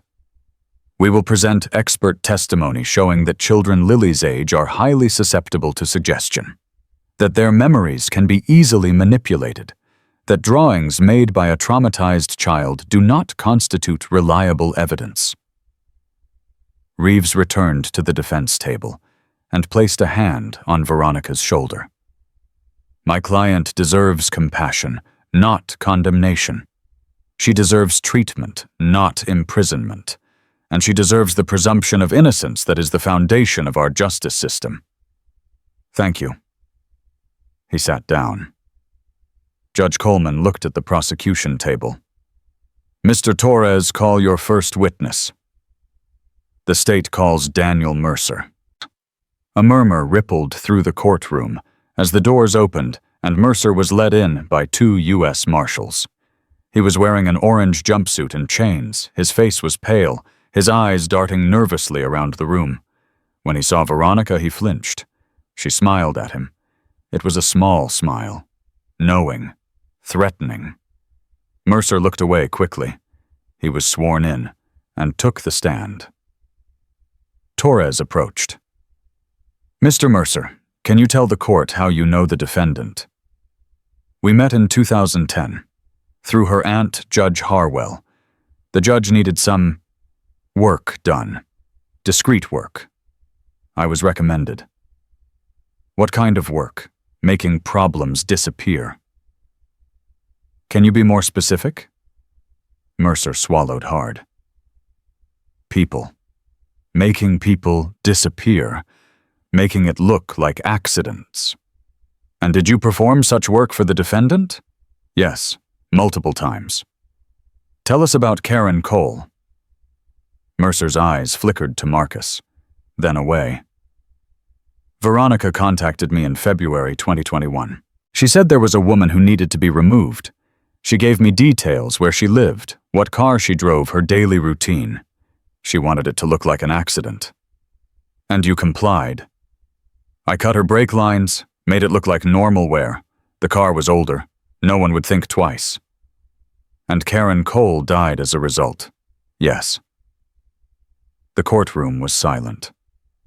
Marcus felt tears streaming down his face, but he didn't wipe them away. He wanted the jury to see. He wanted them to know what this woman had taken from him. Did you have any other interactions with the defendant regarding violence against children? Mercer hesitated. Answer the question, Mr. Mercer. Yes. There was a boy, Tyler Ashford, the defendant's stepson from a previous marriage. What happened to Tyler? She called me, said the boy had found some papers, was asking questions. She wanted him gone. And you killed him. I drowned him. In the pool. Made it look like he slipped and fell. And a woman in the gallery let out a sob. One of the jurors covered her mouth. Torres pressed on. Did the defendant ever discuss her plans for Lily Cole? Yes. Many times. She said the girl was a problem, said she had her mother's eyes and it made her sick to look at her. She wanted to kill her but was afraid it would look suspicious. 2 dead stepchildren in different marriages. Someone might connect the dots. So what was her plan? Wear her down. Break her spirit. Make her kill herself eventually, or make it look like she ran away. Something deniable. And the baby Noah Cole. Insurance. She got pregnant on purpose to give herself a reason to stay in the marriage. But she never wanted him. She said babies were too much work.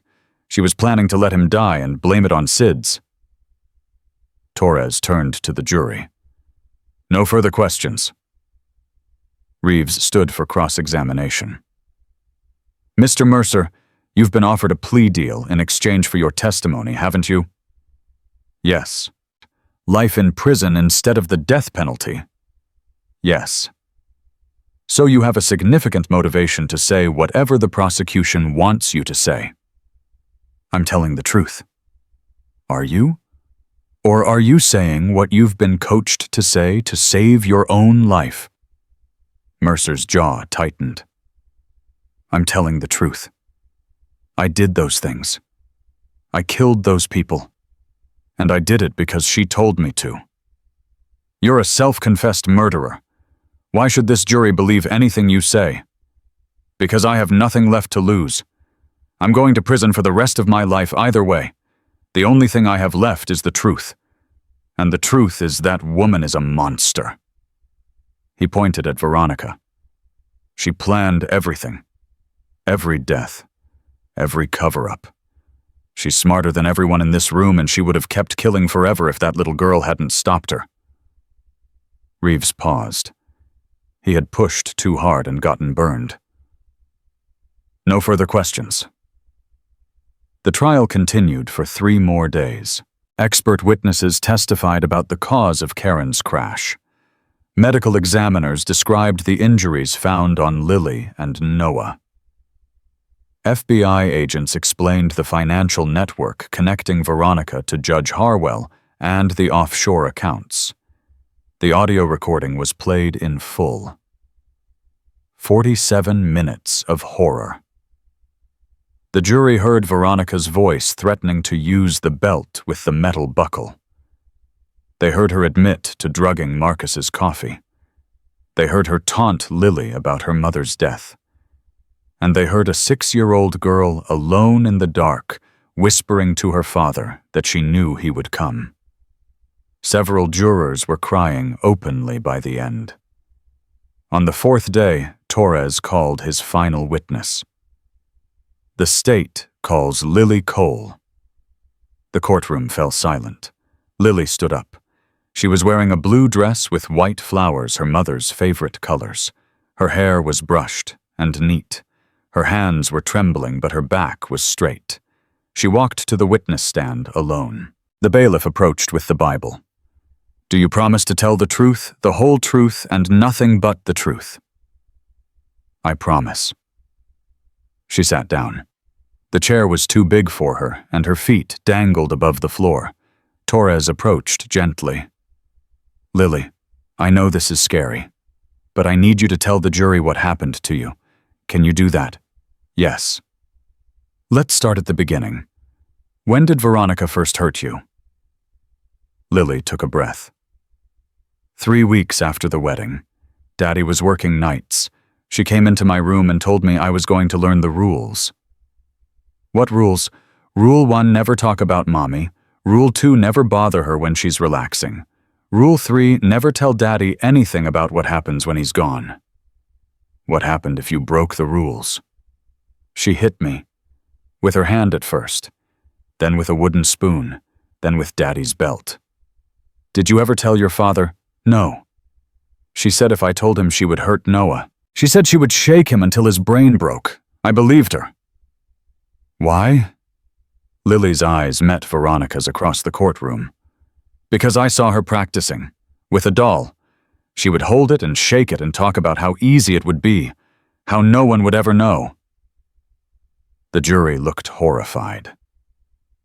Torres continued. "Tell us about the night you made the phone call." Lily told them everything.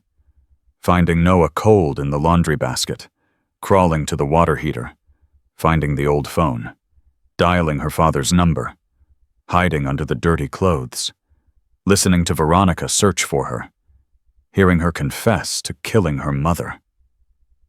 Her voice never wavered. When she finished, Torres asked one final question. "Lily, why did you gather all that evidence, the drawings, the photographs, the phone?" Lily was quiet for a moment. "Because I knew someday someone would believe me. I just had to wait for the right person to listen. And I knew Daddy would listen. I knew he would come. He always comes." Torres nodded. "No further questions." Reeves stood for cross-examination. "Lily, you're a very smart little girl, aren't you?" "I guess so." "Did your father teach you what to say today?" "No." "Did anyone coach you on your testimony?" "I don't know what that means." "Did anyone tell you what to say?" "The lawyer lady told me to tell the truth. That's what I'm doing." "But how do we know you're telling the truth? You're only 6 years old." Lily looked at him with those ancient eyes. I know the difference between lies and truth. She taught me that. Every time she lied to Daddy about how I got my bruises, I learned what lies look like. She smiled when she lied. She touched his arm. She made her voice soft. I never do those things. I just tell what happened. Reeves faltered. You could be making all of this up for attention. Why would I make up something that gives me nightmares every night? Why would I make up being burned and hit and locked in the basement? Why would I make up watching my mommy's killer kiss my daddy goodnight? Her voice rose. I didn't want any of this to happen. I wanted my mommy. I wanted my daddy to be safe. I wanted Noah to be loved. I made that call because I was scared and I didn't know what else to do. And now you're asking me if I'm lying. She looked directly at the jury. I'm not lying. I don't know how to lie that good. Only she does. She pointed at Veronica. Reeves sat down without another word. Closing arguments came the next morning. Torres was brief. You've heard the evidence. You've heard the confessions. You've heard a little girl tell you in her own words what she survived. The defendant is guilty. The evidence is overwhelming. Justice demands a conviction. Reeves tried to salvage what he could. Reasonable doubt. That's all I ask you to consider. Is it possible that some of this evidence was manufactured? Is it possible that a traumatized child's memories are unreliable? Is it possible that my client, who has never been convicted of any crime before, deserves the benefit of the doubt? The jury left to deliberate. They were gone for 43 minutes. When they returned, the foreman stood. On the charge of murder in the first degree, in the death of Karen Cole, how do you find guilty? On the charge of murder in the first degree, in the death of Tyler Ashford, how do you find guilty? On the charge of attempted murder of Noah Cole, guilty. On the charge of aggravated child abuse, guilty. On the charge of conspiracy to commit murder, guilty. Veronica's mask finally shattered. No, this isn't fair. That child is lying. She's been coached. This is a setup. She lunged toward the prosecution table toward Lily. Guards tackled her before she got 3 steps. I'll kill you, she screamed at Lily. Do you hear me? I'll kill you. You ruined everything. She was dragged from the courtroom, still screaming. Lily didn't flinch. She watched with calm, steady eyes as the monster was finally taken away. Marcus pulled her into his arms. It's over, baby. It's finally over. Lily hugged him back. I know, Daddy. I knew it would be. Mommy told me. Mommy. In my dreams, she said to be brave. She said the truth always wins. She said she would be watching. Marcus held his daughter tight, tears streaming down his face. Outside the courthouse, a crowd had gathered. News cameras, reporters, but also ordinary people, mothers and fathers' grandparents, children, all of them wanting to catch a glimpse of the little girl who had stood up to a monster and won. As Marcus and Lily emerged, the crowd began to applaud. It started slowly, then built to a roar. People were cheering, crying, holding signs that said, Lily's Law, and Protect Our Children, and Heroes Come in All Sizes. Lily looked up at her father, confused. Why are they clapping? Because of you, sweetheart. Because you were brave. Because you showed the whole world what one person can do when they refuse to give up. Shadow was waiting by the car, brought by one of Marcus's deputies. The German shepherd's tail wagged furiously when he saw Lily. She ran to him and buried her face in his fur. We did it, Shadow. We did it. Shadow licked her face. Behind them, the courthouse doors opened one final time. The guards brought Veronica out in chains, loading her into a transport van. For one moment, her eyes found Lily through the crowd. The hatred was still there, the promise of revenge. But Lily didn't look away. She met Veronica's gaze and held it. And then she smiled. A small, knowing smile that said everything. You tried to break me. You failed. I won. The van doors closed, and Veronica Mills disappeared from their lives forever. T.S. Part 5. Lưu ý viết ba chi tán chân. Từ liên kết liền mạch với các phần trước trong câu chuyện pha hội thoại tạo thành một câu chuyện liền mạch khi ghép lại. Mỗi phần liền mạch với phần trước không giới thiệu lại câu chuyện ở đầu phần mới. Liên kết các phần của câu chuyện một cách liền mạch. Sử dụng câu chuyện tiếp giữa các phần. Duy trì chủ đề, tránh ngắt quãng đột ngột, không sử dụng gạch đầu dòng hoặc tiêu đề phụ phong cách kể chuyện Mỹ Hoa Kỳ, giống văn giàu cảm xúc chân thực và gần gũi, không mô tả cảnh tập trung vào hành động cảm xúc và tâm lý nhân vật. Viết phần 5 đạt điểm 10-10 và bổ sung tiết tấu câu chuyện nhanh sửa lời AI. Kế theo ngôi thứ 3, giữ đồ kịch tính không viết lằn mạn. Kết thúc dùng câu khẳng định mạnh để khép lại câu chuyện rõ ràng, trọn vẹn. Lưu ý trả lời trong một tin nhắn không nhảy sang mực document mới, 2-3 phút, cần có mini climax và đất 10-15 mini climax mỗi phần cũ, 10-12 phút, có một twist lớn sâu sắc đan xen, mini cliffhanger mạnh hơn. Tăng tính tự nhiên cho phản ứng của các nhân vật, thêm nhịp điệu, kịch tính thực tế và gần gũi. Mời 8-10 phút cần có móc giữ chân khán giả. Lưu ý không mô tả cảnh và chỉ cần viết nội dung và viết đúng lên nhé. Show more. Part mime. The line never goes down, 489 words. 6 months had passed since the verdict. The new house was nothing like the Colonial on Maple Street. It was a modest ranch-style home in Franklin just outside Nashville, with a big backyard and an old oak tree that dropped acorns every autumn. There was no white picket fence, no perfect facade, just weathered wood and honest brick, and a porch swing that creaked when the wind blew. Marcus had sold the old house within a week of the trial ending.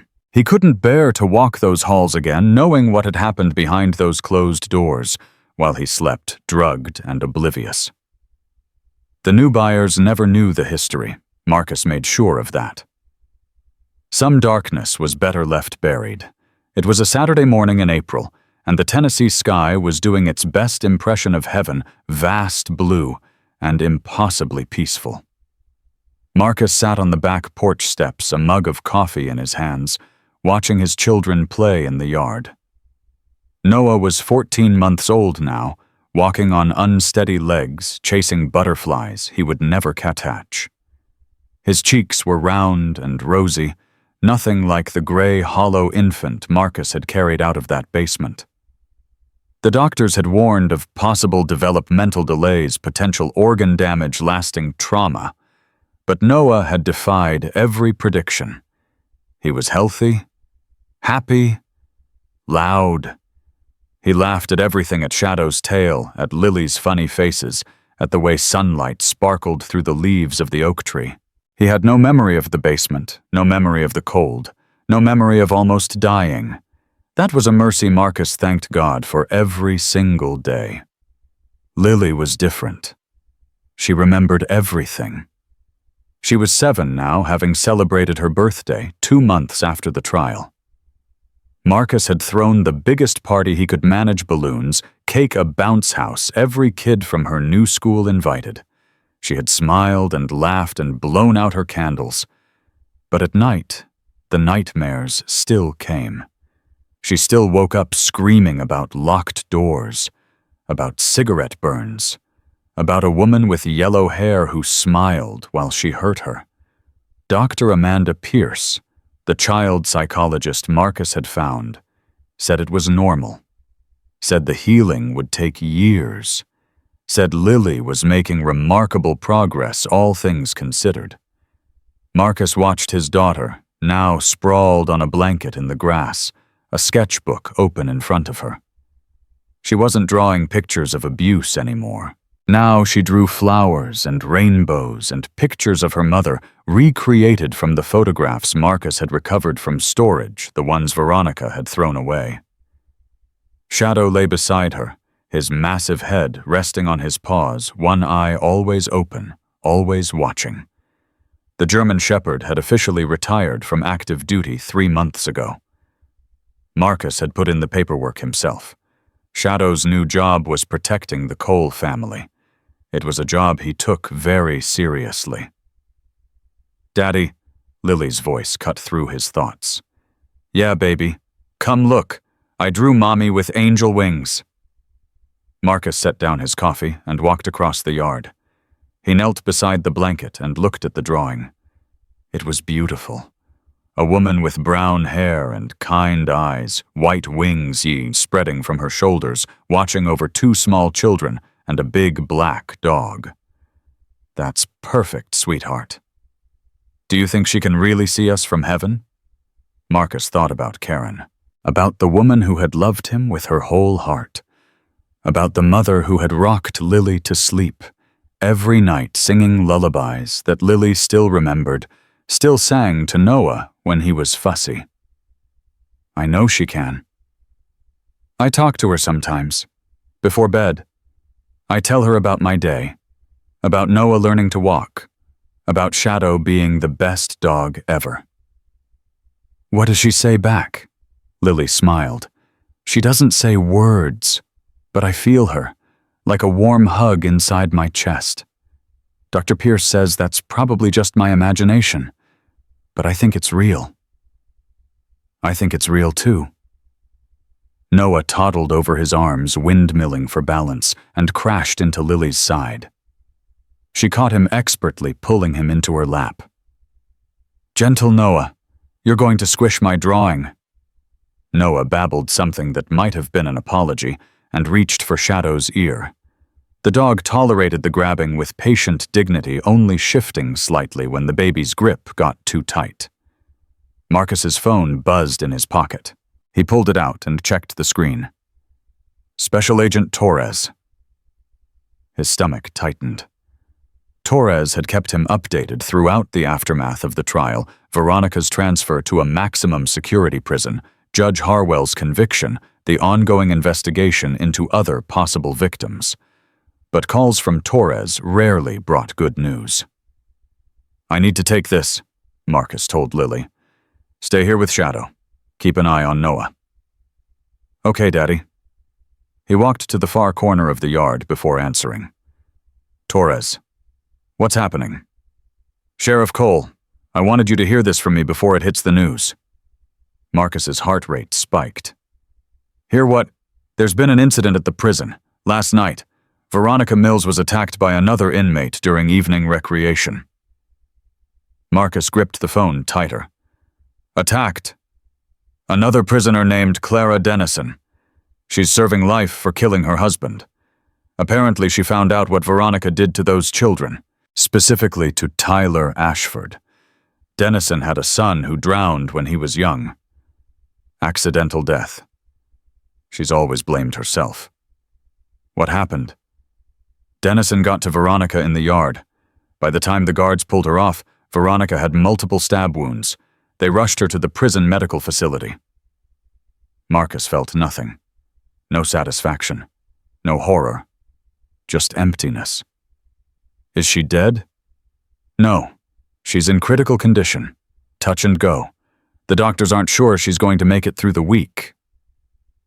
Marcus looked across the yard at his children. At Lily showing Noah how to pet Shadow gently. At the sunlight filtering through the leaves. "Why are you telling me this?"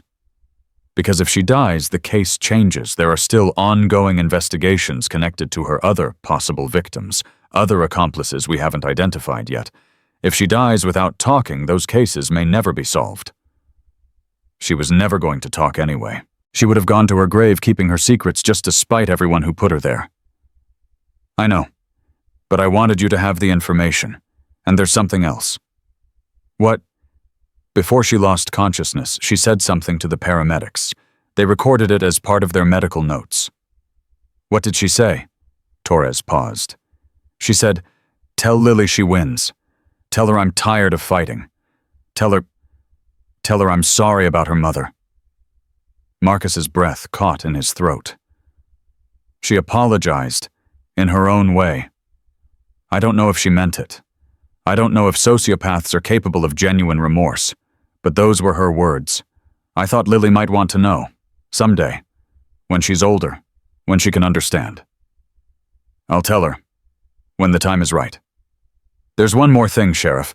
We found something in Veronica's cell during the investigation, hidden inside her mattress. What? A letter, addressed to Lily. Apparently she'd been writing it for months. The prison is sending it to our office. You can decide what to do with it. Marcus closed his eyes. Thank you, Torres, for everything. Take care of those kids, Sheriff. They're the real heroes in this story. The call ended. Marcus stood there for a long moment processing everything.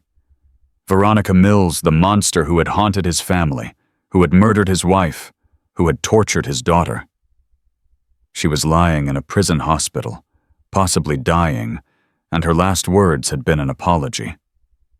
He didn't know what to feel. Part of him wanted her to survive, to spend the rest of her miserable life rotting in a cell, knowing that she had lost. Another part wanted her dead, wanted her erased from existence, wanted to never hear her name again. But mostly he just wanted it to be over. He wanted to stop thinking about her, stop dreaming about her, stop checking over his shoulder every time he heard footsteps behind him. "Daddy?" Lily was standing at his elbow. He hadn't heard her approach.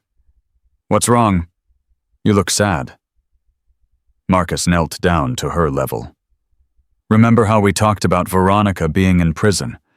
How she's never going to hurt anyone ever again?" Lily nodded, her expression guarded. "Something happened to her. She got hurt. Another person in the prison hurt her very badly." Lily was quiet for a moment. "Is she going to die?" "Maybe. The doctors aren't sure yet." Lily's face didn't change. She didn't smile. She didn't cry. She just looked at him with those ancient eyes that had seen too much. "Good. Lily, I know I'm supposed to forgive people. Dr. Pierce says holding on to anger is like drinking poison and expecting the other person to die. But I can't forgive her, Daddy. Not yet. Maybe not ever? That's okay, sweetheart. You don't have to forgive her. You just have to keep living, keep being happy, keep being brave. That's the best revenge there is." Lily considered this. She told me once that I would never be happy again, that she had broken something inside me that could never be fixed. She said I would carry her with me forever, like a scar that never heals. Marcus's heart ached. Was she right? Lily looked back at the blanket where Noah was trying to climb onto Shadow's back, giggling uncontrollably as the patient dog shifted to accommodate him. No, she was wrong. I am happy. Not all the time, not every day, but right now in this yard with Noah and Shadow and you, I'm happy. And she can't take that away from me. She tried, but she failed. She lost. Marcus pulled his daughter into a hug. You're the bravest person I know, Lily Cole. I learned it from Mommy, and from you, and from Shadow. At the sound of his name, Shadow lifted his head and let out a soft woof. Lily laughed, a real laugh, pure and bright and full of life. See, he knows. They walked back to the blanket together. Noah had given up trying to ride Shadow and was now attempting to eat a dandelion. Lily plucked it from his hand and replaced it with a cracker from the snack bag. No flowers for lunch, silly. Those are for looking, not eating. Noah grabbed the cracker and immediately tried to share it with Shadow, who declined politely. Marcus sat down on the blanket with his children. The sun was warm on his face. The breeze carried the scent of spring blossoms. Somewhere in the neighborhood a lawnmower hummed. It was ordinary, peaceful, perfect. Everything Veronica had tried to destroy. "Daddy, yeah, baby, can we play the phone game?" Marcus's chest tightened. The phone game. It had started as a therapy exercise, something Dr. Pierce had suggested to help Lily reclaim the trauma of the call that had saved her life. But it had become something more, a ritual, a touchstone, a way for father and daughter to remind each other that they were connected, that the line was always open. Lily picked up a toy phone from the blanket, a red plastic thing with big buttons and a cartoon face. Marcus had hesitated to buy it, wondering if it would trigger bad memories, but Lily had asked for it specifically.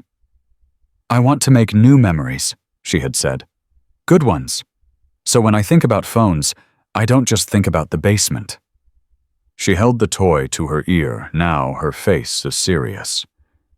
"Ring, ring, ring, ring."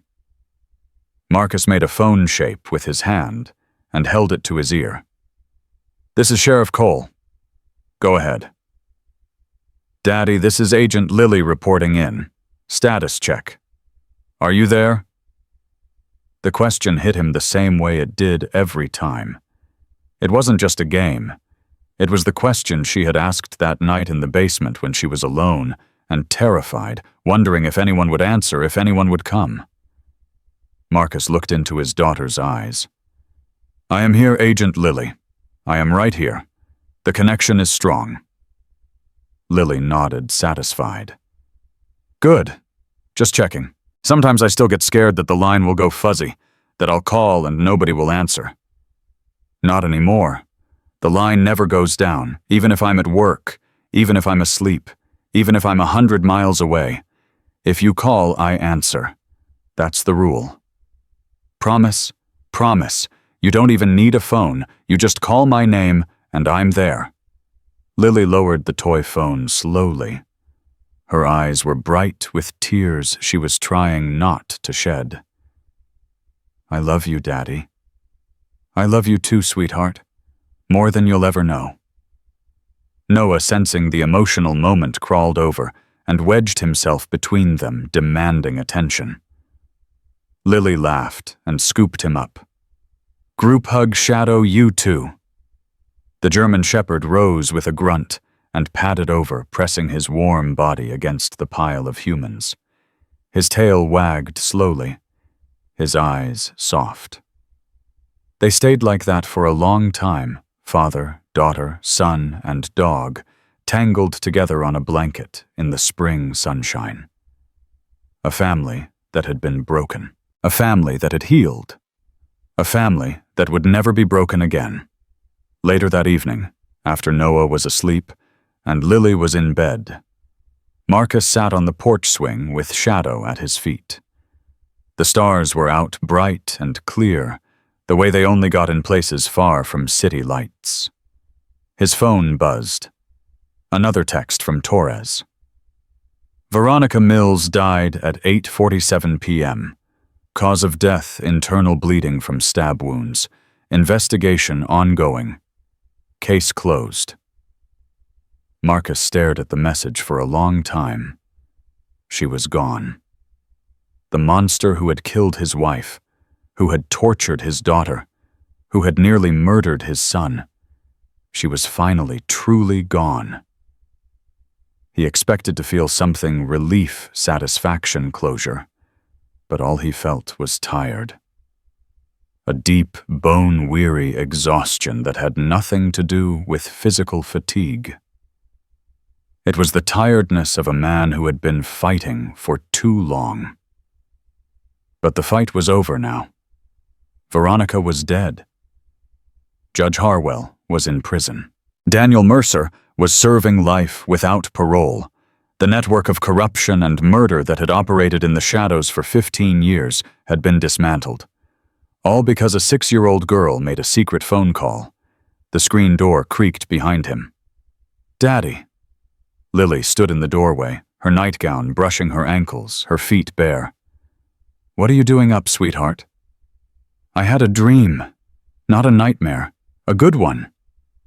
She walked over and sat down beside him on the swing. Shadow lifted his head and rested it on her lap. What was the dream about? Mommy.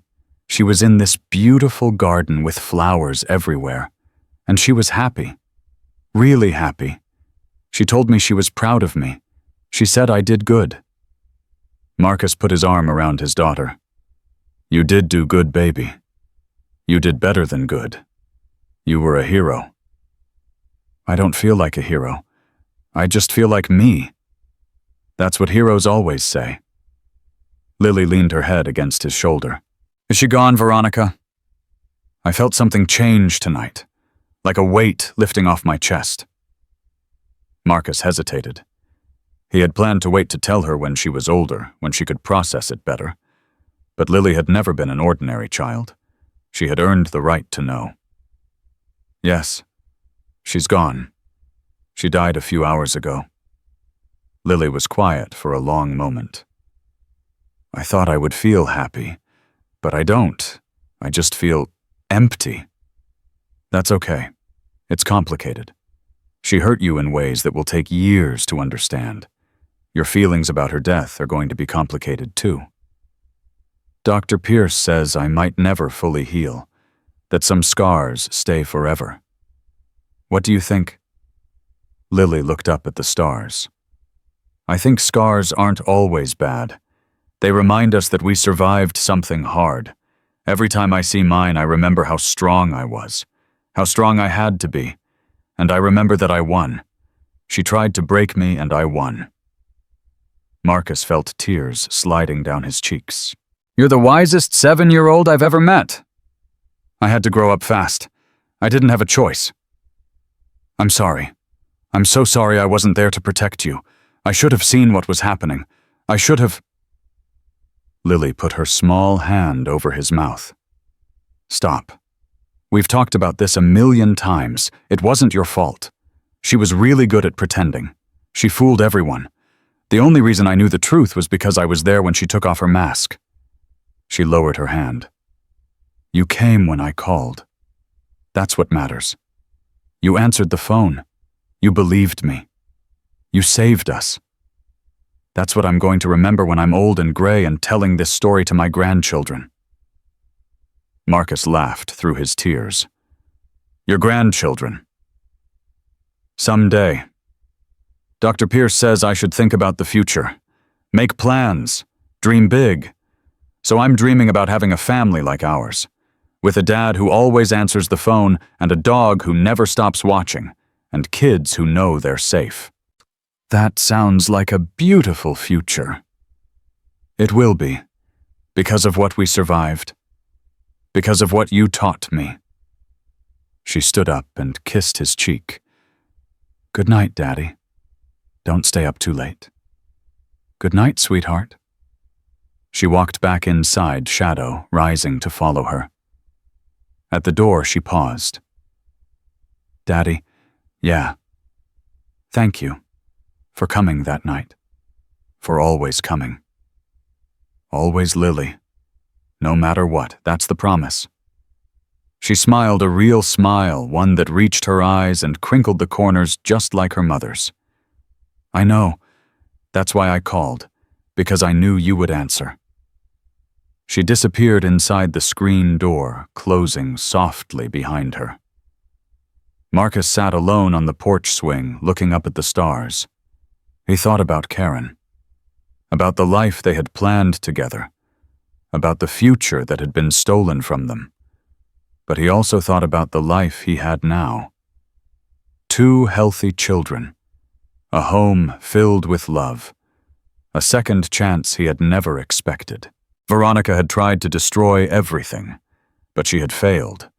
Because in the end, the connection between a father and his children was stronger than any monster. The line never went down. The call was always answered. And love, real love, the kind that survives fire and darkness, and everything in between, always wins. Marcus finished his coffee and went inside. He checked on Noah first, adjusting the blanket that the restless toddler had kicked off. Then he walked to Lily's room and stood in the doorway watching her sleep. Shadow was curled at the foot of her bed, his eyes reflecting the moonlight, still watching, still guarding, even in dreams. "Good boy," Marcus whispered. "Good boy." He closed the door softly and went to his own room. For the first time in over a year, he slept without nightmares. And when he woke in the morning, the sun was shining, his children were laughing, and the ghost of Veronica Mills had finally completely faded away. The darkness had tried to swallow them, but they had found the light. And they had won. This story reminds us that heroes come in all sizes. That courage isn't the absence of fear, it's making the call when you're terrified, speaking the truth, when everyone expects you to stay silent, and never giving up on the people who love you. Lily Cole was just 6 years old when she saved her family. She didn't have weapons or training or superpowers. She had something better. She had faith that someone would answer, and she had a father who proved her right. If this story touched your heart, please share and subscribe. If you believe that God sends guardian angels, some with wings and some with 4 paws, write Amen in the comments below. And remember, the line is always open. Someone is always listening. All you have to do is call. Stay blessed, stay safe, and never stop believing in miracles.